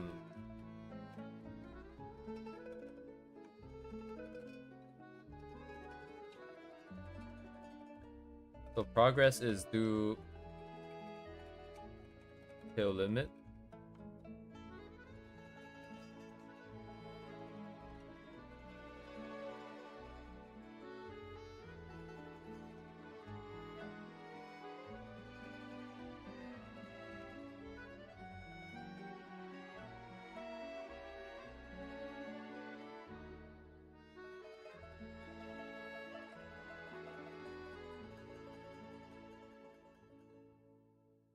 So far everything in art feels like this progress, right? Like the progress in art feels like this, where you do something to your absolute limits.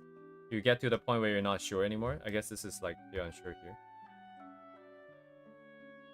Oh no, never mind. I just have it.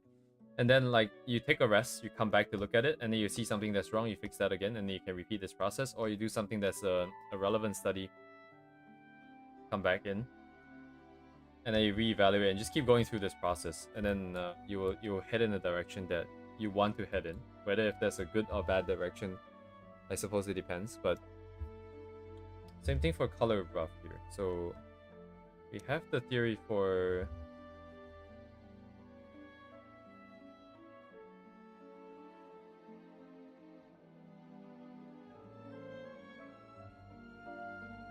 man. Actually, I forgot what my original point was. Um, it's just the usefulness of color rough, I suppose. Right? But like, it is not just about the usefulness; it's about the approach.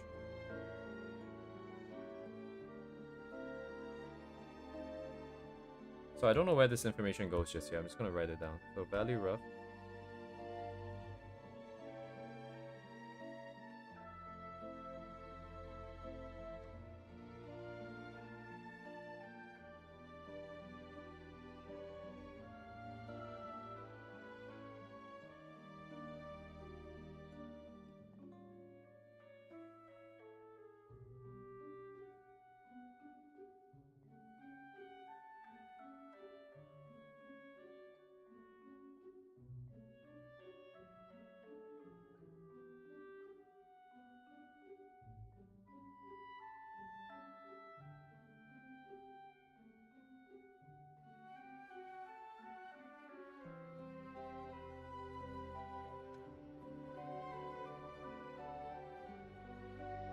Uh,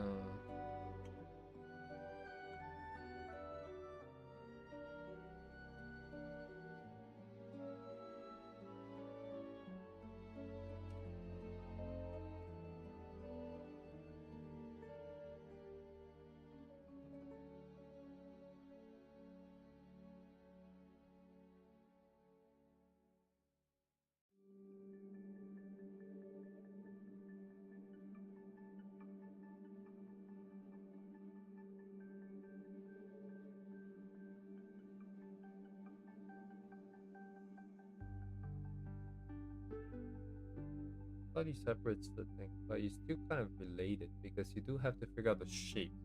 So the only thing it separates is the rendering, the texture render. But shapes are still irrelevant.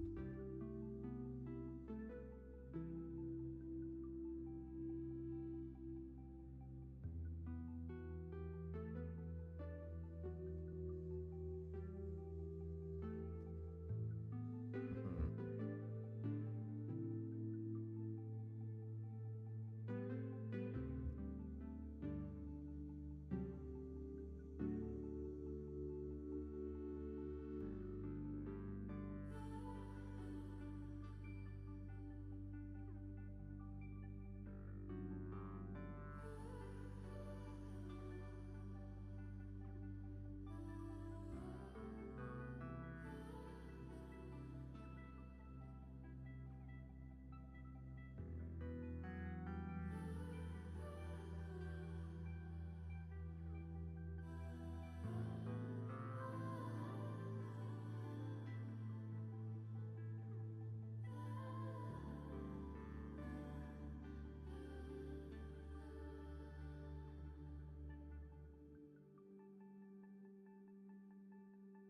Of the syntax, but it's fine.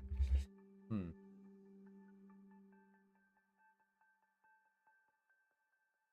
Studies are therefore intuitively, so giving you that intuitive sense of what should or should not be, I suppose.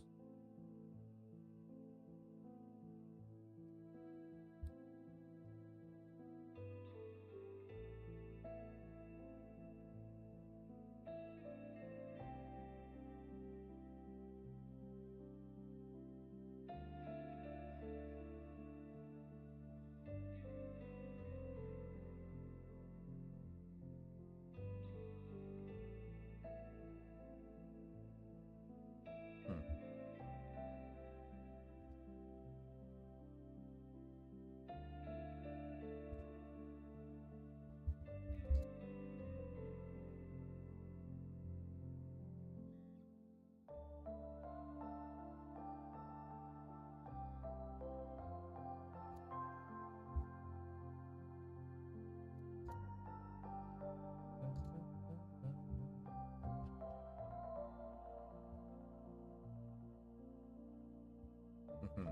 I think this is kind of it for today. Uh,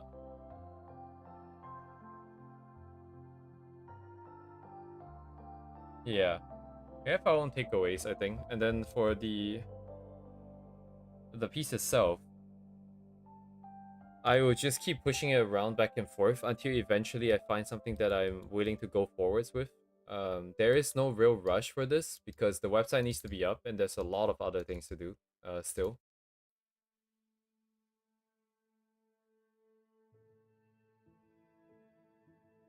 Yeah, actually it doesn't even stop us from moving forwards with animation either, to be honest.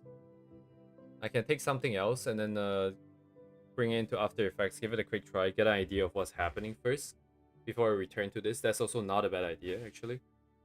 So yeah, work on the main portfolio side, work on the analysis scripts. There's like animations to be done. And then we slowly nudge the colors around.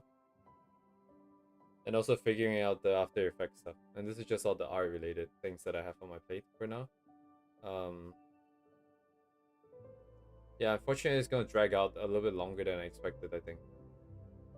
But it is what it is, I think. Since it is meant for the site, we kind of have to bring it up to the absolute limits then. Even if it takes time, it takes time. Yeah, I don't really like that, but at least for now, there's not much I can do. We're going as fast as we can, I think.